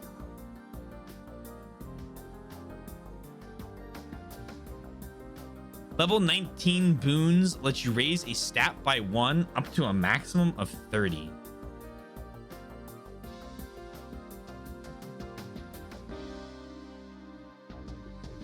You get an attribute level up every 4 levels, though, don't you? The 30 max I thought was with items. It doesn't matter. It doesn't matter. This is not. If someone knows, they can say. But this isn't important.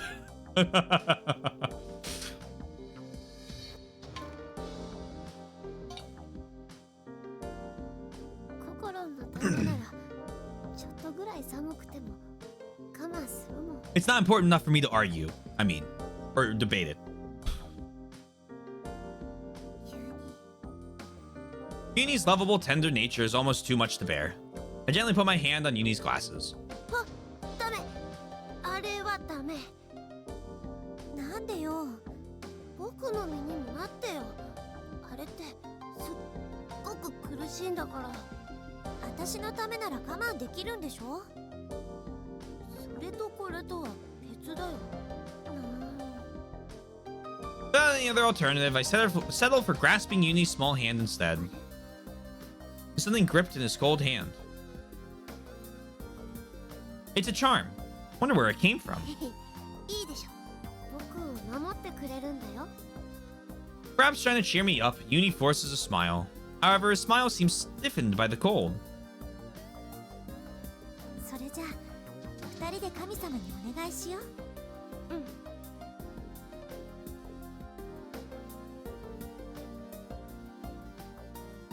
At least in 5th edition, you get to pick between a +2 attribute improvement or a feat every 4. Right, or a feat.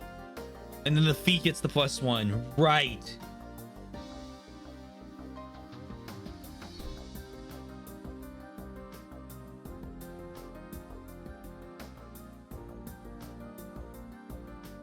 We grip the charm together, close our eyes, and pray.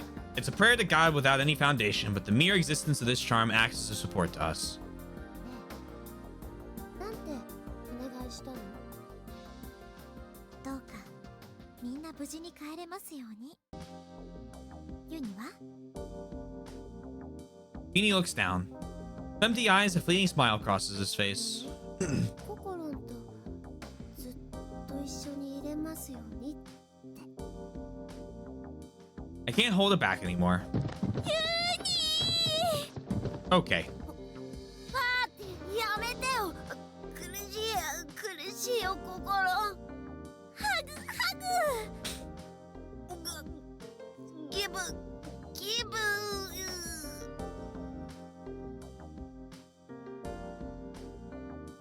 I don't know any other edition. I'm still trying. You see, yeah, that's fair. I started. I'm pretty sure it's the same amongst all the ones I've played. I started on 3.5, and then we started doing 5e because all the online tools work with 5e. And then I made my own system because I wanted to add a sci-fi setting, which meant I had to basically come up with a new system to track. What did we do?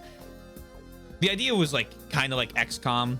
It was a cover-based system with automatic weapons, so I had to track ammo and weapon damage for like automatic firing. So I just rewrote a whole new set of rules. So that, I mean, you'll never, you know, other systems do it. I just wanted my own. And then I've done modified Pathfinder. Thank you for the drink. And there was another thing that was like, I think it was like built off of 5e. And I don't know what it was called, but I did a whole campaign in it and it was pretty cool. You unlocked killed Uni by smothering. Hagu. It's nothing more than an empty show of spirit. However, I act as if I'm in high spirits as always, so that Uni may be even a little more energetic. Uni's encouraged me with a sweet kindness. When I let him go, Uni looks a bit fed up and takes a deep breath. I softly embrace his shaking shoulders. Uni seems to have calmed down as he surrenders his body to me. We stay with one another, rolled up in the blanket, gripping each other's hands. I slowly close my eyes. Uni's small body is faintly warm. When I open my mouth at Sphia, the Uni there just ran away instead. The lingering warmth I felt in my body was incredibly lonely. But now Uni's body temperature was giving me energy. As long as this warmth is here, I won't be alone. I have comrades who can help me.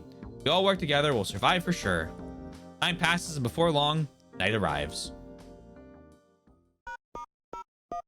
In the corner of the cabin, Yomugi is trying to communicate with the satellite phone again. However, the results are no good as always. 電話はダメだろ Yomugi mutters. Everyone feels the same way. The night continues on. The darkness of the night deepens quickly, and little by little, it invites us towards death.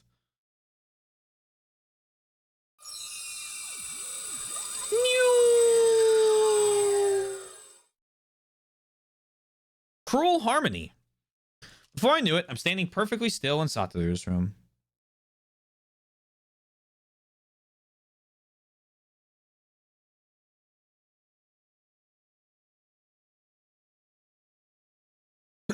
I transferred again. I check the time.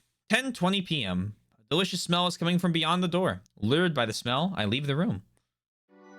On the table right in front of my eyes is a warm meal. The shining, steaming white rice looks delicious. Right next to it is a bowl of eggplant miso soup. Grilled salmon, a vegetable side dish of spinach. There's a large platter full of diced chicken and vegetables. I become unbearably sad. There's food here. There's enough food to satisfy the hunger of 3 people. I want to bring Yomugi and the others here as well. If I could, we couldn't have 3 people. We wouldn't have 3 others. We wouldn't have to fight over food anymore. どうしたの？突然泣き出したりして。 From where she sits across from me, Utsumi knits her eyebrows and peers at my face. Uni and Hotori are sitting on the other side of the dining table. She's right, there are tears running down my cheeks. The 2 of them stare at me in surprise as I unexpectedly start crying. 呼びに行かなかったのがそんなに悔しかったの？いえ、そうじゃありません。私ちょっと考え事してて。あら、その口調。冬川さん？はい。そう。だったらごめんなさいね。呼びに行く前に先に食べてしまって。いえ。 Everyone in the shelter cabin was suffering from their hunger even now. Would it be okay for me to be the only one to eat? No. Like, we've been told multiple times, don't eat the food. Music in this game is banging. This is called communication. Do not eat. I put down my chopsticks. I feel like that it's unforgivable for only me to accept such delicious food. Did you forget about the whole don't eat any of the food? Thinking of everyone else in the shelter cabin, I'll abstain from eating as well. But お腹空いてるのね。 Hotori laughs voicelessly as well. It seems Satoru is considerably hungry. As I apologize in a small voice, I hesitate as to whether it would be okay for me to refuse the food. As far as my own feelings go, I want to keep my honor with those in the shelter cabin by abstaining from eating. However, if I do that, Satoru will be the one to suffer.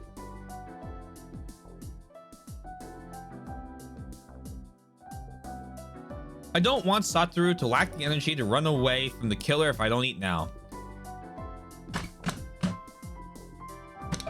Kokoro! We don't...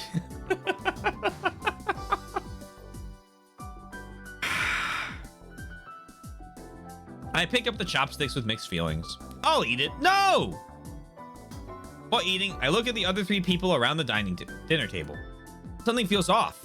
Why is it that the 4 of us are gathered around a table eating right now? There was a murder here just the other day. Even worse, the culprit is among these 3 people. Sent me a thing on Discord. Oh, hold on. My bad. Okay, blink, blink. It says Takashi Abo composing the Infinity Series soundtrack with a flaming piano.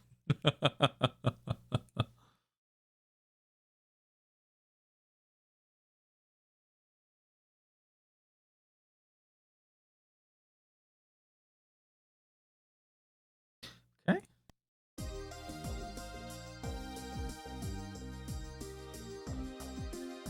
It's not the time to be calmly eating here. So why are we? Did they decide that it'd be safer for everyone to all eat together?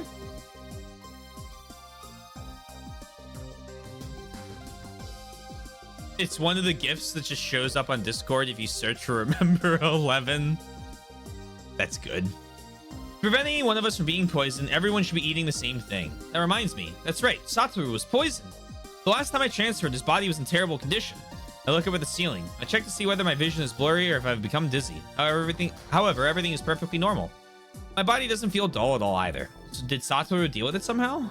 Then Utsumi speaks in a voice that betrays worry. 勢いよく食べたかと思ったら今度は急に箸が止まってどうかしたの気分でも悪いいえ大丈夫です I hurriedly shake my head. そう最近みんなろくなもの食べてなかったから栄養が足りないわそれに冬川さんはこの3日間何も食べてなかったんだからそうですね食べられるだけでいいから食べてね Now that she mentions it, Satoru and I have been refusing food for fear that it was poisoned. Is it okay for me to eat now? Actually, I've already eaten some. It's too late. Sorry, Satoru. If you died from this, please forgive me. Please, please don't let there be any poison in it. Okay. Hotori takes some of the diced chicken and vegetables from the large platter and puts it in Yuni's bowl. ありがとう小鳥あユニ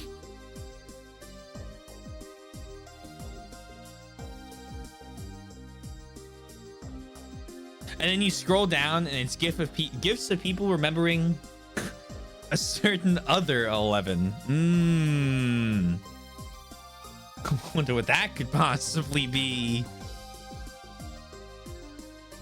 Maybe the lethargy is just because you didn't eat food for 3 goddamn days. That's what I was thinking a little earlier.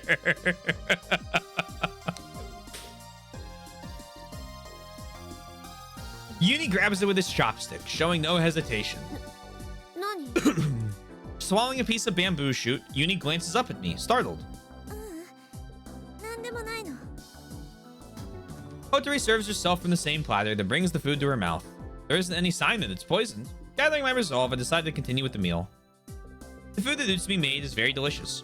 The atmosphere at the table. How are we? I'm still curious who the person that we'll probably find out if we go. I mean, I see Kokoro chapter. I assume we'll be doing Satoru chapter. We'll probably find out in his. The atmosphere at the table is one of harmony. Uni eats a lot and talks a lot as well. Utsumi responds to him with a laugh.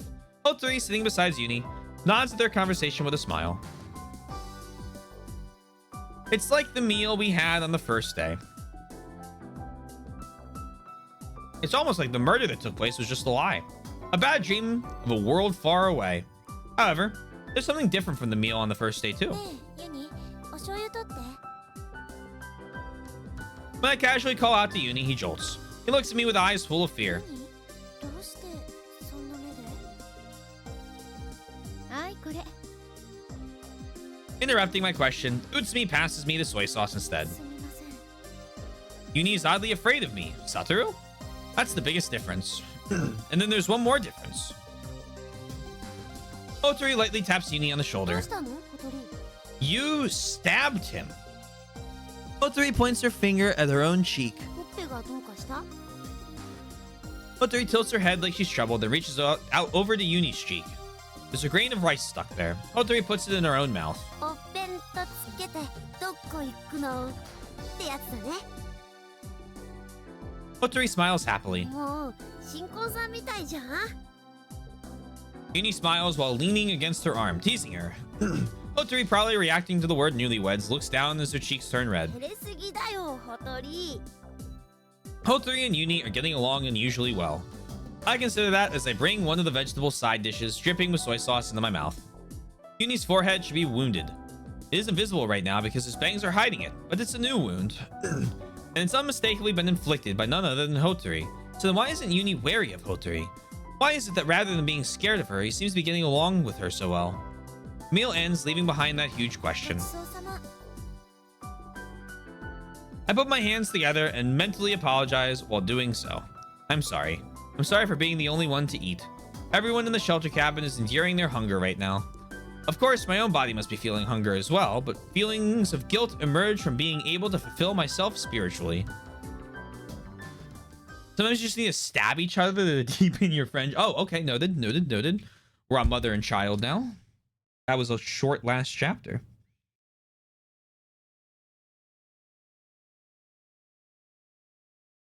Boing. I zoned out thinking of food. We were talking about food. Nom nom. Mother and child. Congrats on the quote, Yosh. After the meal ends, I'm the only one sitting at the dining table. Uni moves into the living area like he's avoiding me. He sits on the sofa playing with Hotori. I watch the two of them from the kitchen. Seeing them brings me a strong sense of alienation. かごめかごめかごの中の鳥はいついつでやる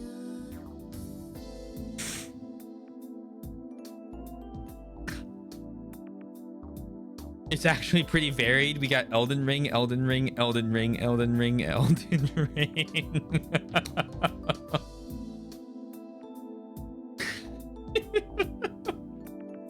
What the fuck was I even talking about? Obviously Elden Ring, don't say that.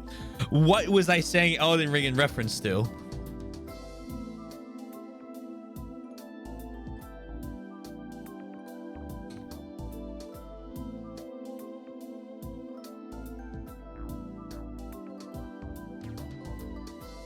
I had my finger on the E key. Can I get 457 and 459? It might have been it being 4 days a week. Oh, you know what? I probably got rated instead I'm a variety streamer. Okay, that doesn't narrow anything down.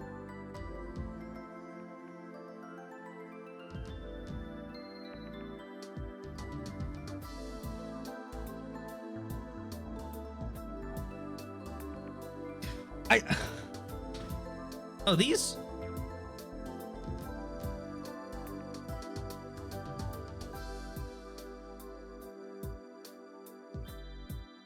What the fuck were we playing?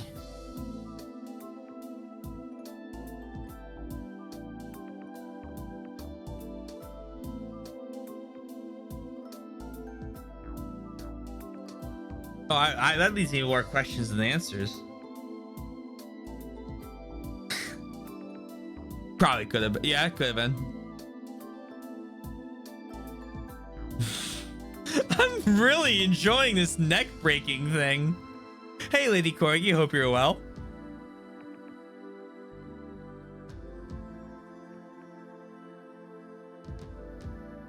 I just want you dead. Stab.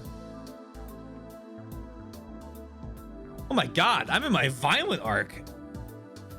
Oh! It's fucking Rise of the Ronin.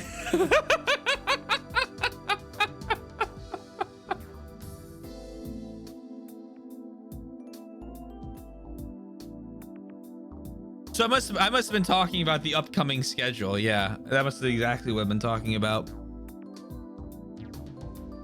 夜明けの晩に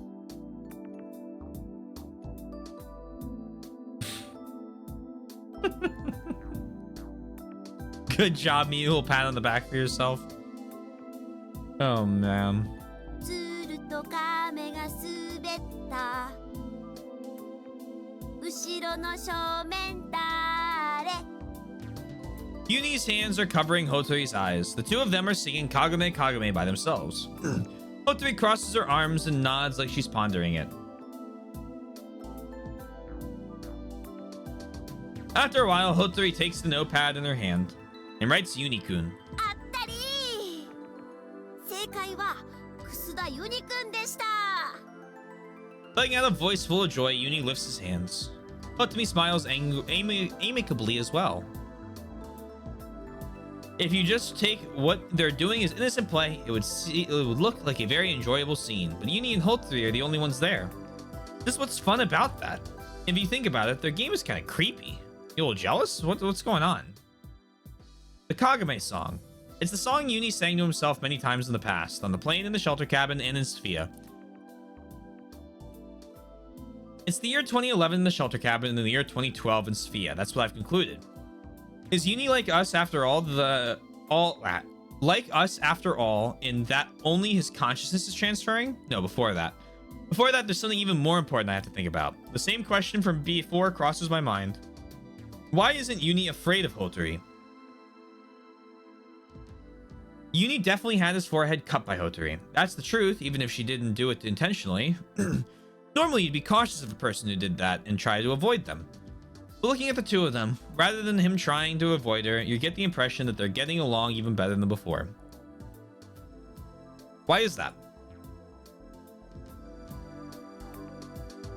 When I snap out of my reverie, I see that Uni is now sitting beside Utsumi.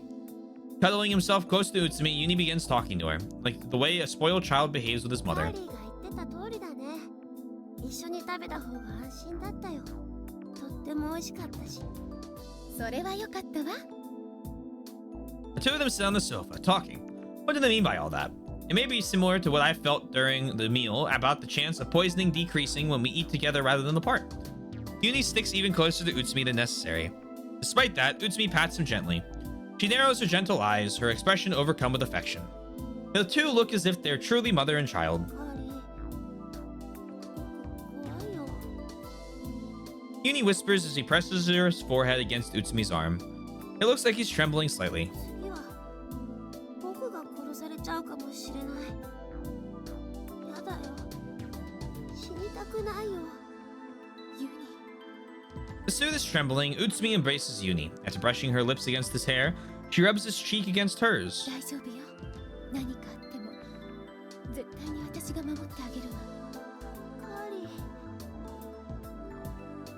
ー。 Uni wraps his arms around Utsumi's back as well and returns her hug. They embrace each other for a while, but Uni soon separates from her. Worry still shows on his face. カーリーが守ってくれたら嬉しいけど。でもさ、カーリーがいないところで襲われちゃったらどうするの？僕、怖いよ。 Utsumi looks at Uni with sad eyes, and そうだ then わ。 she reaches into her pocket. She takes out something wrapped in paper with red lettering. Inside the wrapping is...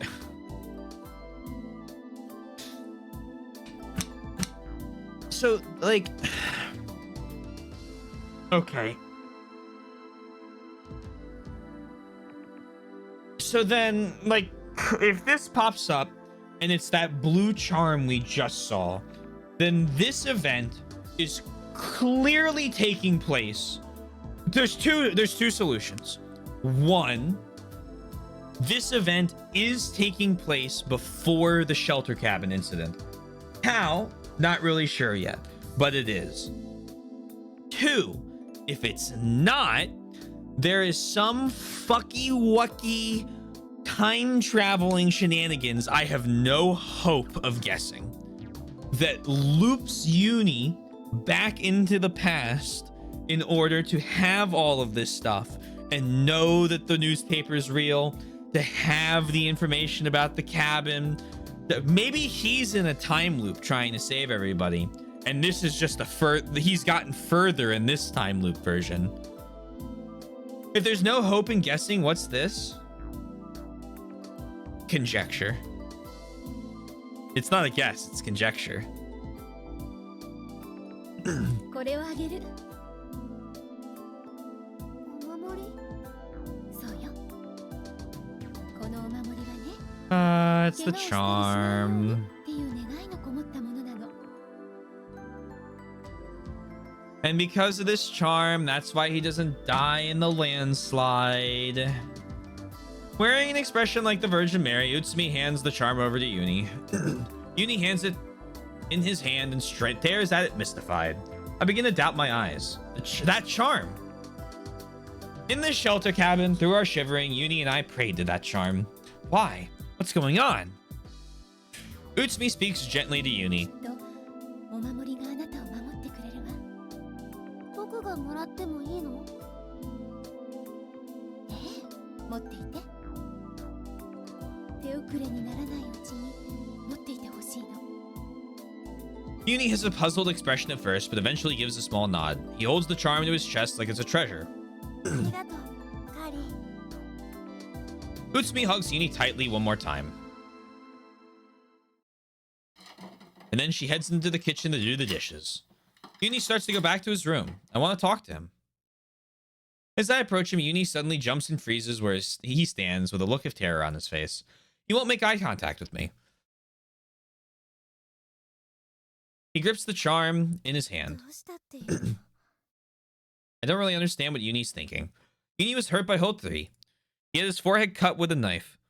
Even so, he isn't afraid of her at all. However, while Uni was speaking to Utsumi, it sounded as if he was somewhat afraid of someone.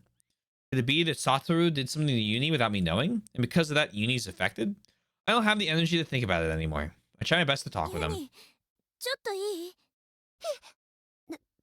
何 Uni holds the charm to his heart as if turning a holy cross toward a 怯え vampire. ないで何にもしないからそんなに怖がられたら辛くなっちゃうよ Uni bites his lip and glares at me. ねえユニほとりちゃんのことは怖くないのどうしてだってその額の傷ほとりちゃんに切られたんだよ私ユニが死んじゃったかもって本当に不安だった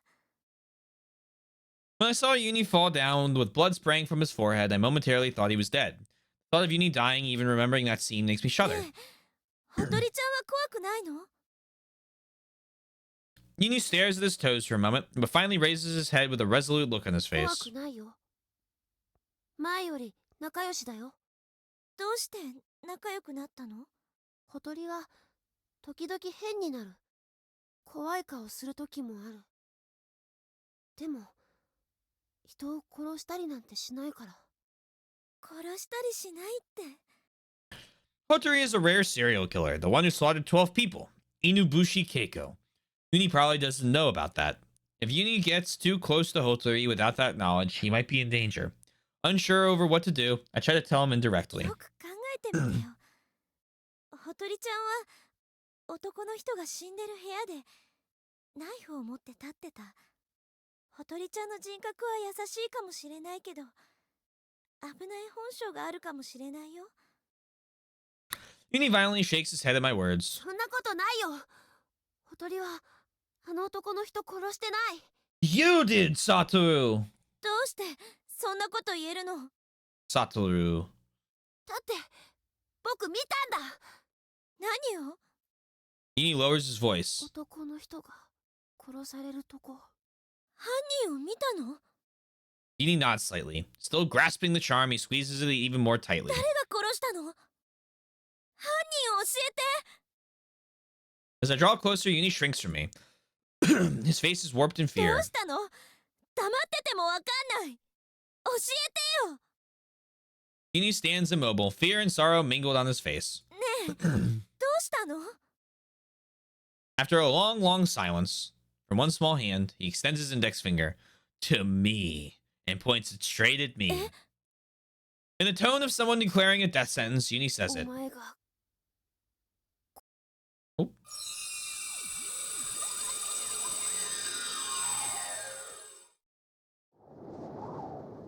The hope that visits in the end. Why do we keep fucking spawn? Why does Satoru keep going outside? What does he know that we don't?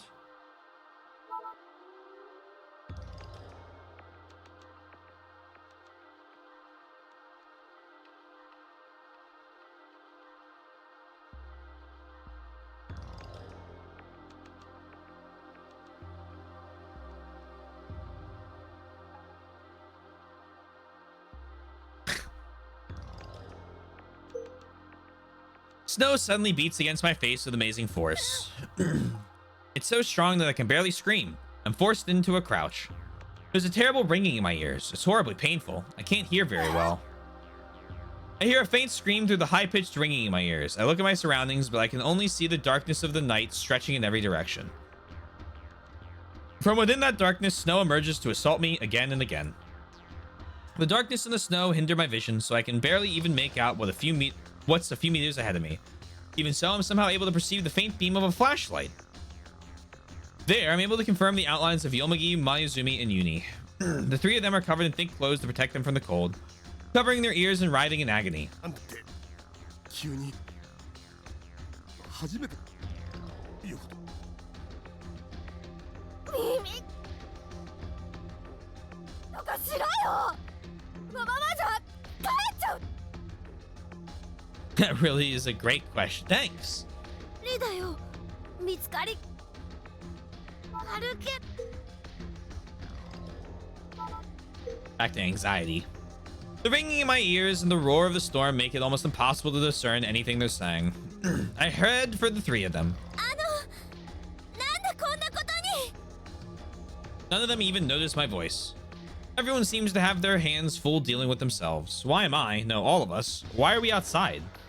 Going out for a walk in the middle of a blizzard like this is an act of suicide. Yomugi should know that better than anyone. I cling to Yomugi. よもぎさん。 Yomugi finally notices me. Because of the darkness, I'm unable to see the expression on his 一体 face. どうしたんです。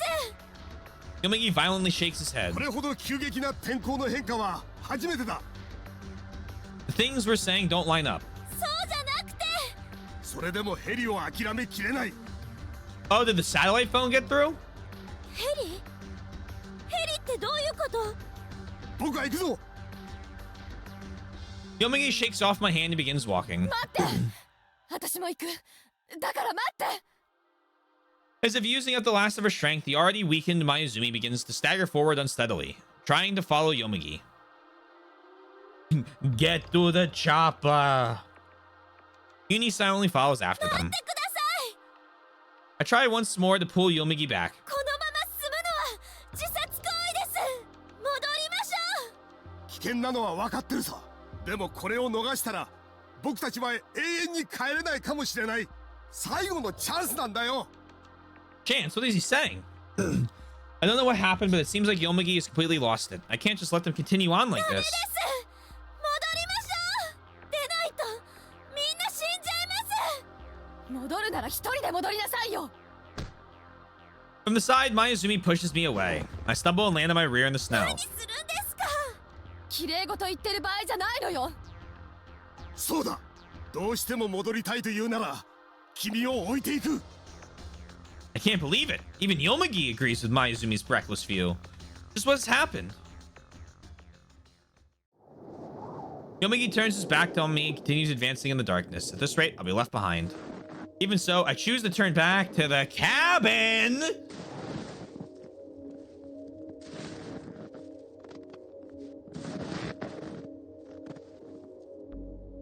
Kokoro, you test my patience. Why would you do that? I don't want to die. Yomugi and Mayuzumi have lost their ability to reason. It's not in my power to stop them anymore. That said, it would be suicidal to follow them.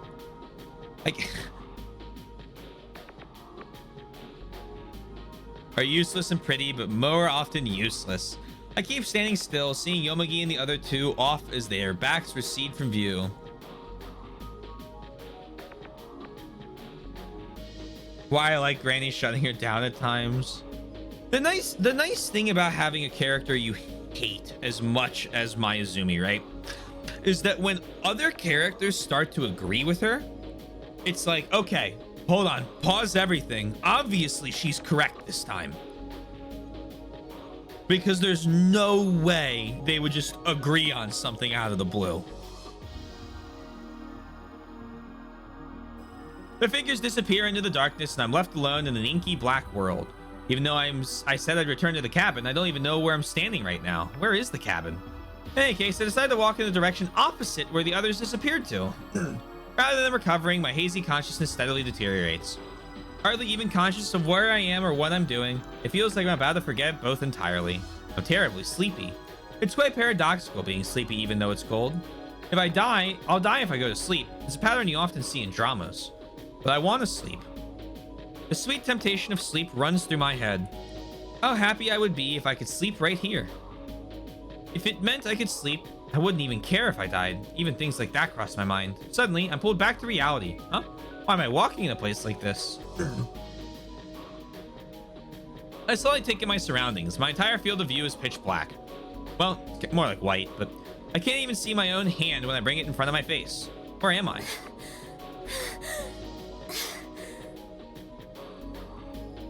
I can hear myself breathing loudly. A place where not a single source of light exists, darkness in its principal form. It's the first time I've been thrown into a world this dark. I shudder at the deep, bottomless expanse of darkness. It's a feeling of fear etched into my human instincts.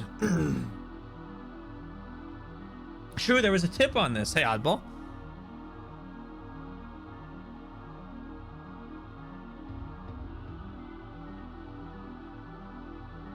Before I try to pick your brains, since I'm a pea-brained silly goose, if you do play KCD2, don't answer my... Okay, well, I haven't played it. So perfect.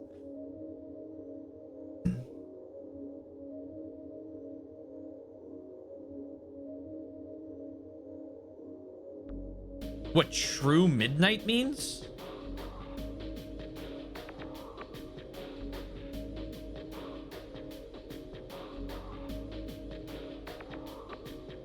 In regards to direction? I have no idea.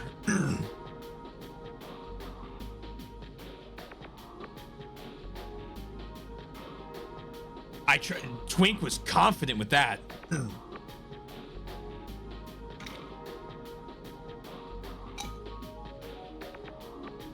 Oh, it's a claw. Oh.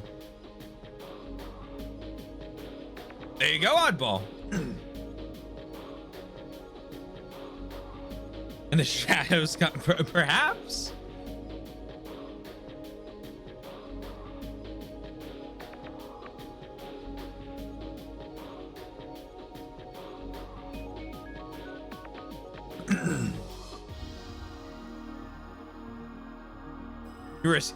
Okay, that would explain why you know that so off the top of your head. First-hand source.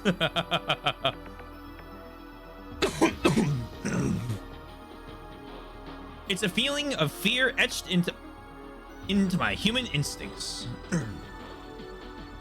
Congrats on the nickname Twink.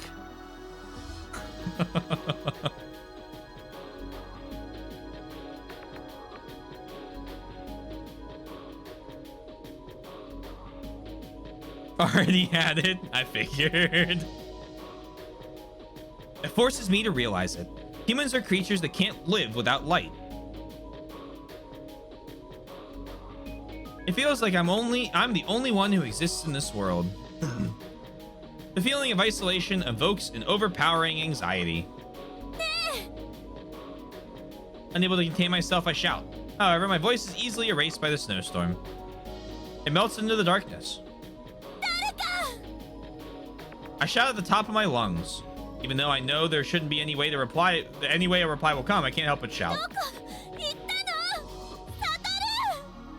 I realize after I say that, no, Satoru shouldn't be here. Who was I with again? I'm barely able to recall Yomugi, Uni, and Maizumi. It's strange. There's no way I can forget. What's happening to me?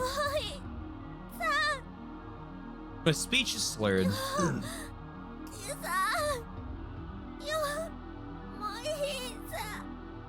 I repeat Yomigi's name over and over again, and sinking into misery from my inability to speak clearly, I begin to cry.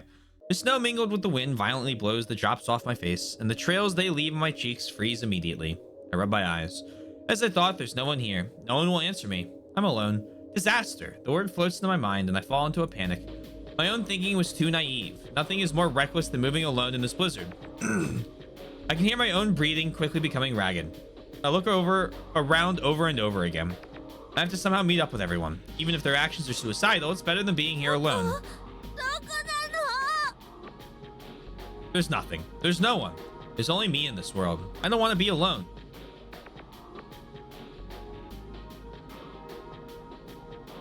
I can't stand the solitude. Hopelessness shoots through my chest. My vitality is withering away. I crouch down and hold my head in my hands. I'm completely helpless before the powerful menace of nature. The black image of death erodes my consciousness. I'll die. I don't want to die. It'd be better if I died. I want to live. It hurts. Help me. Anyone. Stand. Don't stand. Inside my head, my will to live and my jumbled fears of death are yelling back and forth at each other. Even so, I'm unbearably sleepy. He'll be okay if I sleep, I think. And with just that, I feel relieved. But I'm not going to be saved anyway. It might be better to just die peacefully. My reason screams out, don't give up, stand up. You're still alive. Here's a fun fact. All heart, no brain.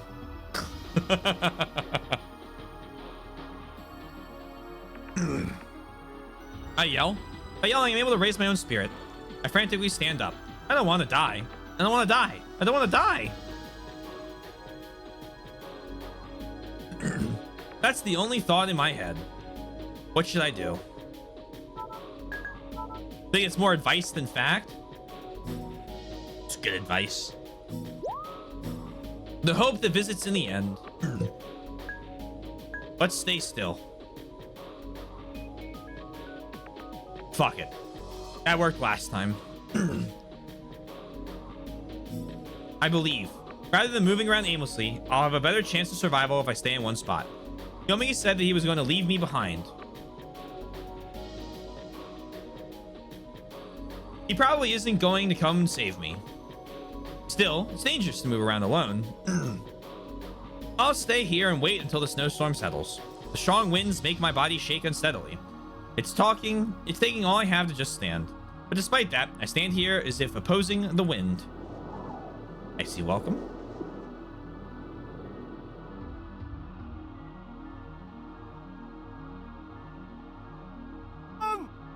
Oh! I suddenly raised my head. I heard it. I definitely heard it. It's the voice of Yomigi calling for me. It can't be. Did he really come to save me? Why? It doesn't matter what the reason is. Now I'll be saved.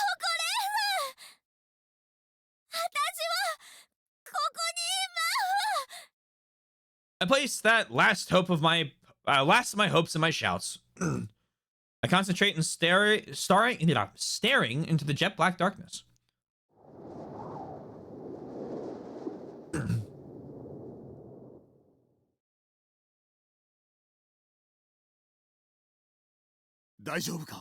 Hey, Yomigi. Before I knew it, Yomigi appears in front of me. He was this close to me. Tears begin to well up again, this time from relief and happiness. Thank goodness. I haven't been abandoned yet. I'm not alone.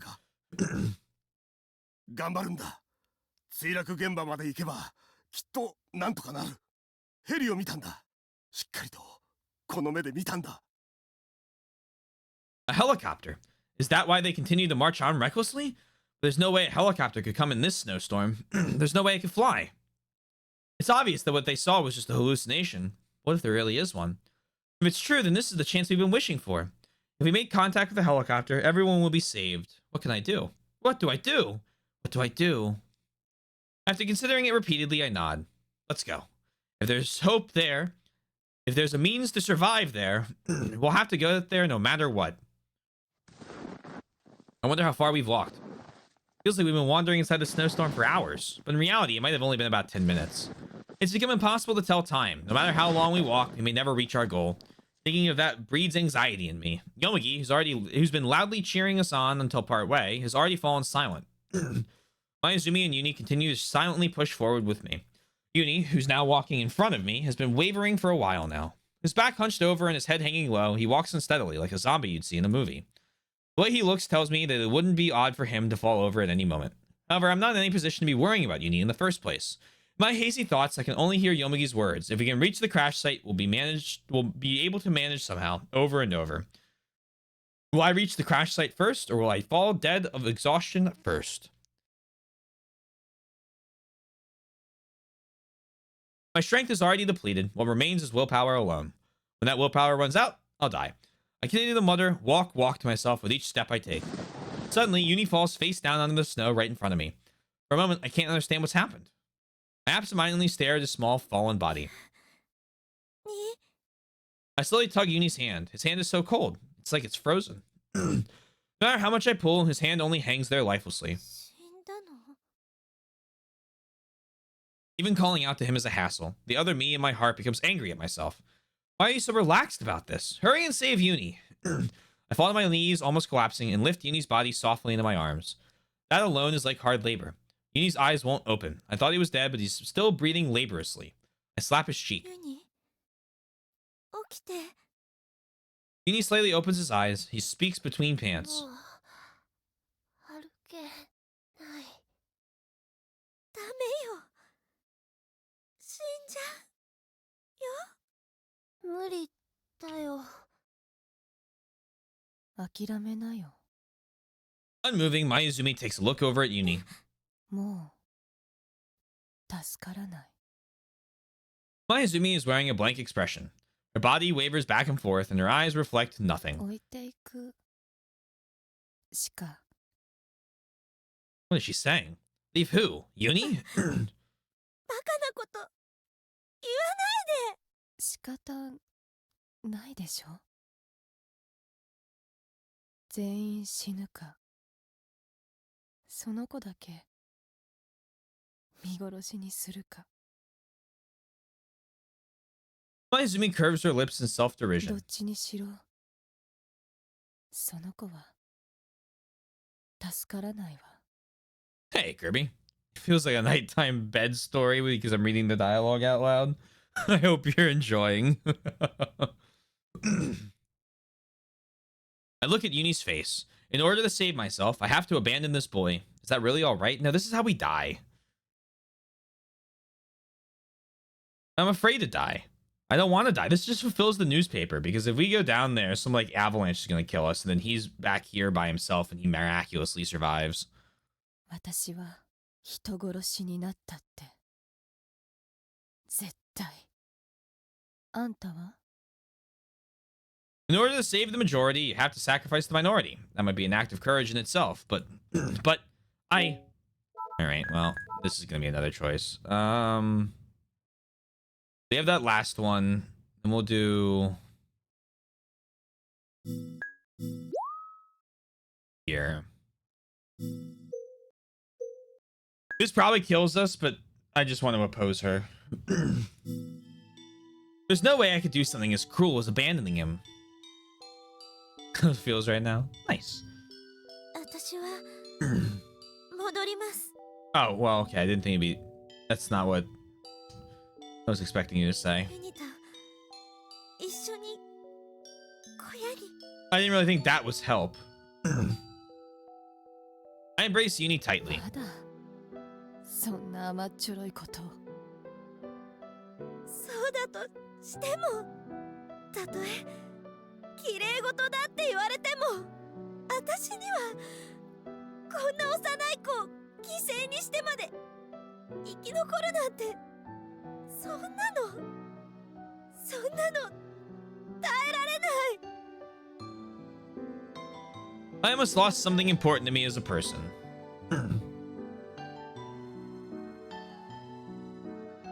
When they had the cabin on radar, so like there's this like plot point where all GPS tracking doesn't work because of solar winds. So even if they know where the cabin is normally, they might not know where it is if they just found the crash site, because the solar winds have knocked out the electronics. I forgive you. You know, how could we have known about the solar winds?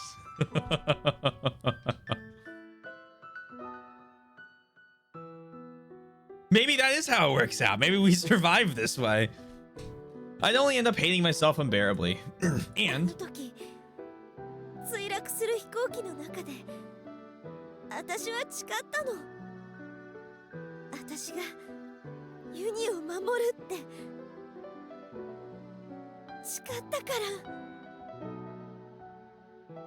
right now, no matter what happens to me, I'm gonna save Uni. Oh, end of self-sacrifice.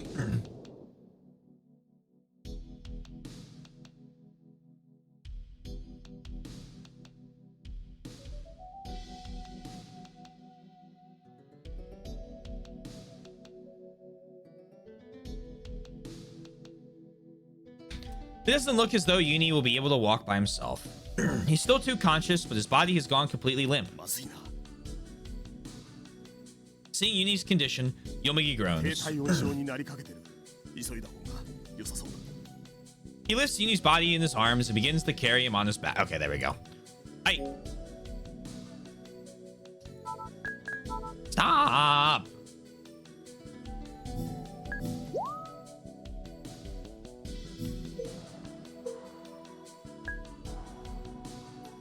I mean, I can't. Like, you're not capable, Kokoro. We're gonna continue watching. I continue to silently watch, as I'm worried about Uni, so I want to get back to the cabin as soon as possible. Yomagi is having a lot of trouble carrying Uni. Yomagi's breathing is already ragged, but even then, he doesn't voice even a single complaint. Saying that, he begins to walk steadily forward. Honestly, I don't know if the decision to return to the cabin was the right one. It may have been better for us to just keep going. There might be a helicopter waiting at the crash site, and the four of us might really have been rescued. I chose to return to the cabin with the single-minded goal of not wanting to put Uni through any more suffering. If that choice was wrong, we'll all suffer, not only Uni, but Yomagi and Mayuzumi as well. Doubts begin to overflow into my mind. In this harsh environment, a single mistake in judgment can turn out to be fatal. What's right and what's wrong? Was the decision I made the right one? Walking through the blizzard in the dead of night, despite not knowing where we're going, we continue to follow Yomagi's steady footsteps. He continues walking straight ahead without any sign of hesitation. Yomagi's back blocks out the wind and snow. His existence here is reassuring. I shake off the indecision in my heart and continue walking. Still, the limit of my strength is approaching. The exhaustion becomes unbearable and I begin to stagger over my own feet. I can't walk anymore. Just when I'm about to collapse, despair threatening to swallow me. In front of us is the shelter cabin where we spent the last 5 days. We've made it back. To our last bastion. Or maybe the place that will become our coffin. Nobody speaks a word. There's no hope here. There's only a slowly intensifying despair. But still, it's a place where we'll be able to live for just a little longer.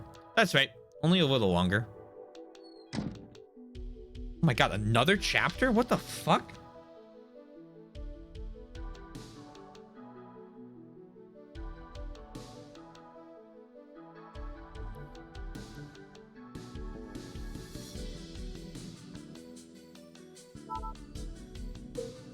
Even after entering the cabin, we can't escape from the cold. We're all covered in snow and our coats are soaking wet.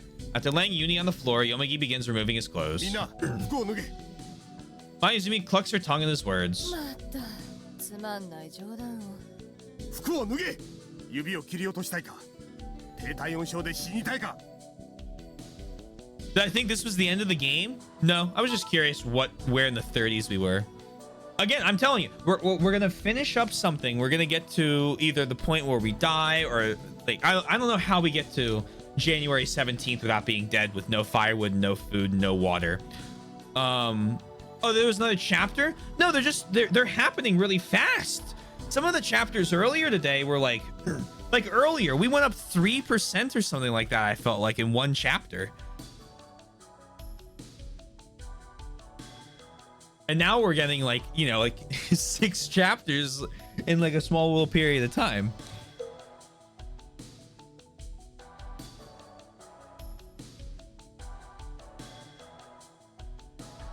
I immediately began to remove my clothes. Shoes, gloves, the many layers I'm wearing. The inside of my clothing is also damp with sweat.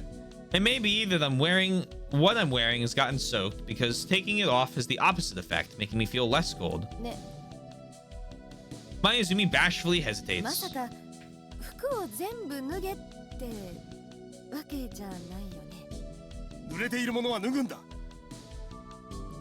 I'm embarrassed too, but I keep my mouth shut because it's necessary in our current situation. I cover my body with a blanket and take off my clothes underneath it, but I leave my underwear on, of course. It's kind of drafty. I'd feel uneasy if I didn't have any clothes on at all. 湯川さん、地下倉庫にガスバーナーの燃料がある。持ってきてくれ。もう燃料はないはずじゃん。もしもの時のために取っておいた。もっともせいぜいバケツ1杯分のお湯を作るくらいしか残ってないけどね。急いで。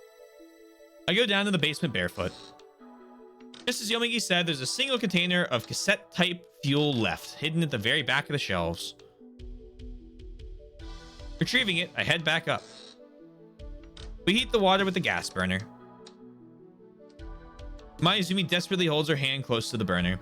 I can't compare to the stove in terms of heating power, but to have any fire at all right now is very reassuring. 火に手をかざすな。 Oh, なんでよ。感覚がないだろ。暑さを感じないから、やけどする危険がある。I dry my body with a towel. The tips of my fingers and toes are pure white. The sense of touch has pretty much disappeared, and I can only feel a little numbness in them. I even try massaging them, but the feeling won't return. When the water in the bucket becomes lukewarm, Yomugi lowers the flame's strength. Dipping some towels in the water, Yomugi hands one to each of 顔に us. 巻いておくんだ。凍傷になりやすいのは手足と耳、鼻だからね。Doing as he says, I wrap the towel around my head to cover my ears and nose. To an outside observer, we would probably look pretty silly right バケツ now. に手足を突っ込め。火を強めるなよ。ぬるま湯でゆっくり温めるんだ。 After looking at each other awkwardly, Mayuzumi and I both place our hands and feet in the bucket. The feeling of warmth steadily spreads, as if our limbs are being revived. The bucket isn't very large, so Mayuzumi and I are sitting in the position where our shoulders meet, and our four limbs bump into each other inside the narrow bucket. ちょっともっとあっち行ってよ。そんなこと言われても。ねえ、なんか痒くない？ As my hands and feet warm up, they do gradually become itchy. On top of that, blisters start to form here and か there. ゆいからって引っかくなよ。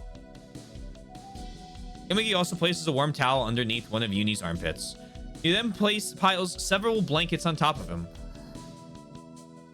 That he's able to groan at all means he's still conscious, but Uni's small body continues to shiver. It's almost like he's convulsing. He can hardly stand the watch. 大丈夫ですか？軽い低体温症にかかってる。体が震えてるからそれほど重症じゃないだろうけど。震えてるから重症のように見えますけど。低体温症はひどくなると震えが止まるんだ。そうなると応急処置じゃどうにもならない。マッサージとかした方がいいんじゃ。ダメだ。低体温症の場合はマッサージは逆効果だ。マッサージすると体の末端の冷えた血液が心臓に流れ込む。そうなると体の中心温度が下がって下手をするとショック症状を起こしてしまう。 I'm truly thankful that Yomugi is here. If it weren't for him, we might have ignorantly killed Uni with our hands. よもぎさん、 Their own hands. ありがとう。 Embarrassed, Yomugi only shrugs his 運命だっ shoulders. たんだよ。僕がここにいるってことは。運命。 Yomugi's eyes look very gentle as he watches Uni. 息子を助けてやれなかった僕に与えられた罪滅ぼしの機会だったのかもしれない。この子を助けることで僕自身も救われるんだ。 Oh, poor Yomugi. After 30 minutes, the feelings in my hands and feet had completely returned. Yomugi and I took turns warming Uni's hands and feet in warm water. Uni's complexion has improved as well. As Yomugi instructs, I hug Uni's body, rolled up inside a blanket. I thought it was just something they said on TV, but apparently lying with our bodies together is effective in itself. The skin in Uni's body is transmitted to me through his skin. The cold, I mean. I desperately prayed as I keep holding Uni. Live. You have to live. You can't die. I'll give you as much of my body heat as you want. So live, Uni. Oh my god, we actually made it to the 6th day. Bare minimum of happiness. I just realized it's midnight.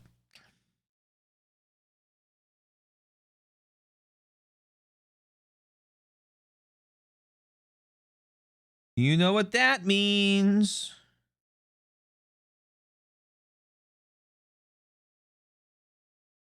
Do this, do this.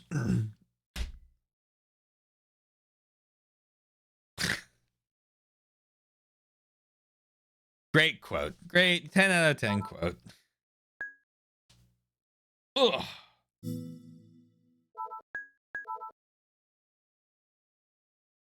do this. Save over that. Thank you, Mike. If you haven't already, hey, a lot of things you can go do right there. Band. You can watch VODs or edited content, and finally have a Discord. Do that, doing it backwards. We'll close this. Doink, doink, doink, boink, and boink. Yeah, it's everything. Thank you, thank you. I need.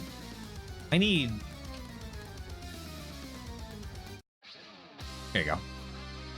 Ugh, just a reminder, no streams tomorrow or Friday. I think that'll be going on for a couple weeks. It kind of depends on how long those Resident Evil playthroughs last, and then we'll go back to our regular schedule. So we're gonna go do the much shorter Kiwami 2 DLC, and when we beat that, we'll swap back to Judgment once a week.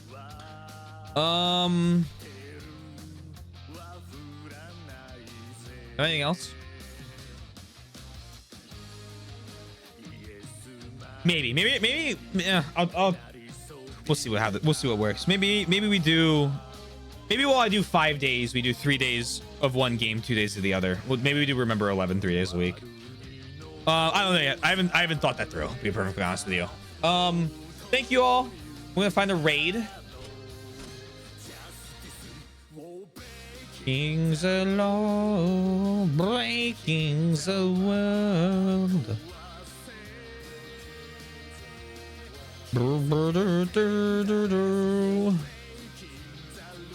I don't have any of my usual raid targets available.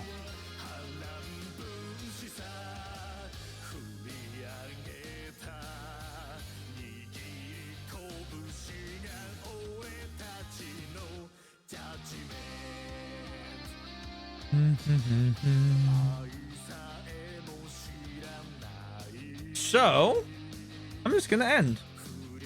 I know, kind of lame, but I want to rate Abel, but I'm pretty sure she's doing Zelda art. Yeah, okay, well, go check out Abel. I'll talk to you guys later.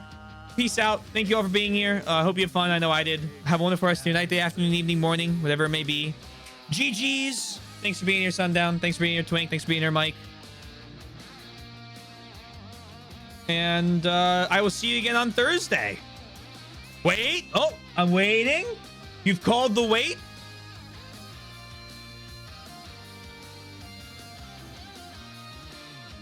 I've paused. Oh, he is live. Oh, shit. Yeah. Okay, I got you. Clutch, wait. All right. Yeah, we'll rate him. I have...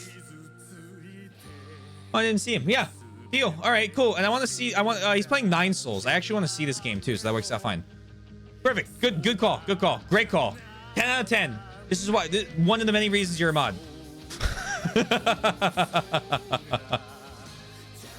Cool. Thank you all. Have a lovely rest of your night, day, afternoon, evening, morning, whatever it may be. Please remember to stay safe, stay healthy, and I will talk to you guys again on Thursday.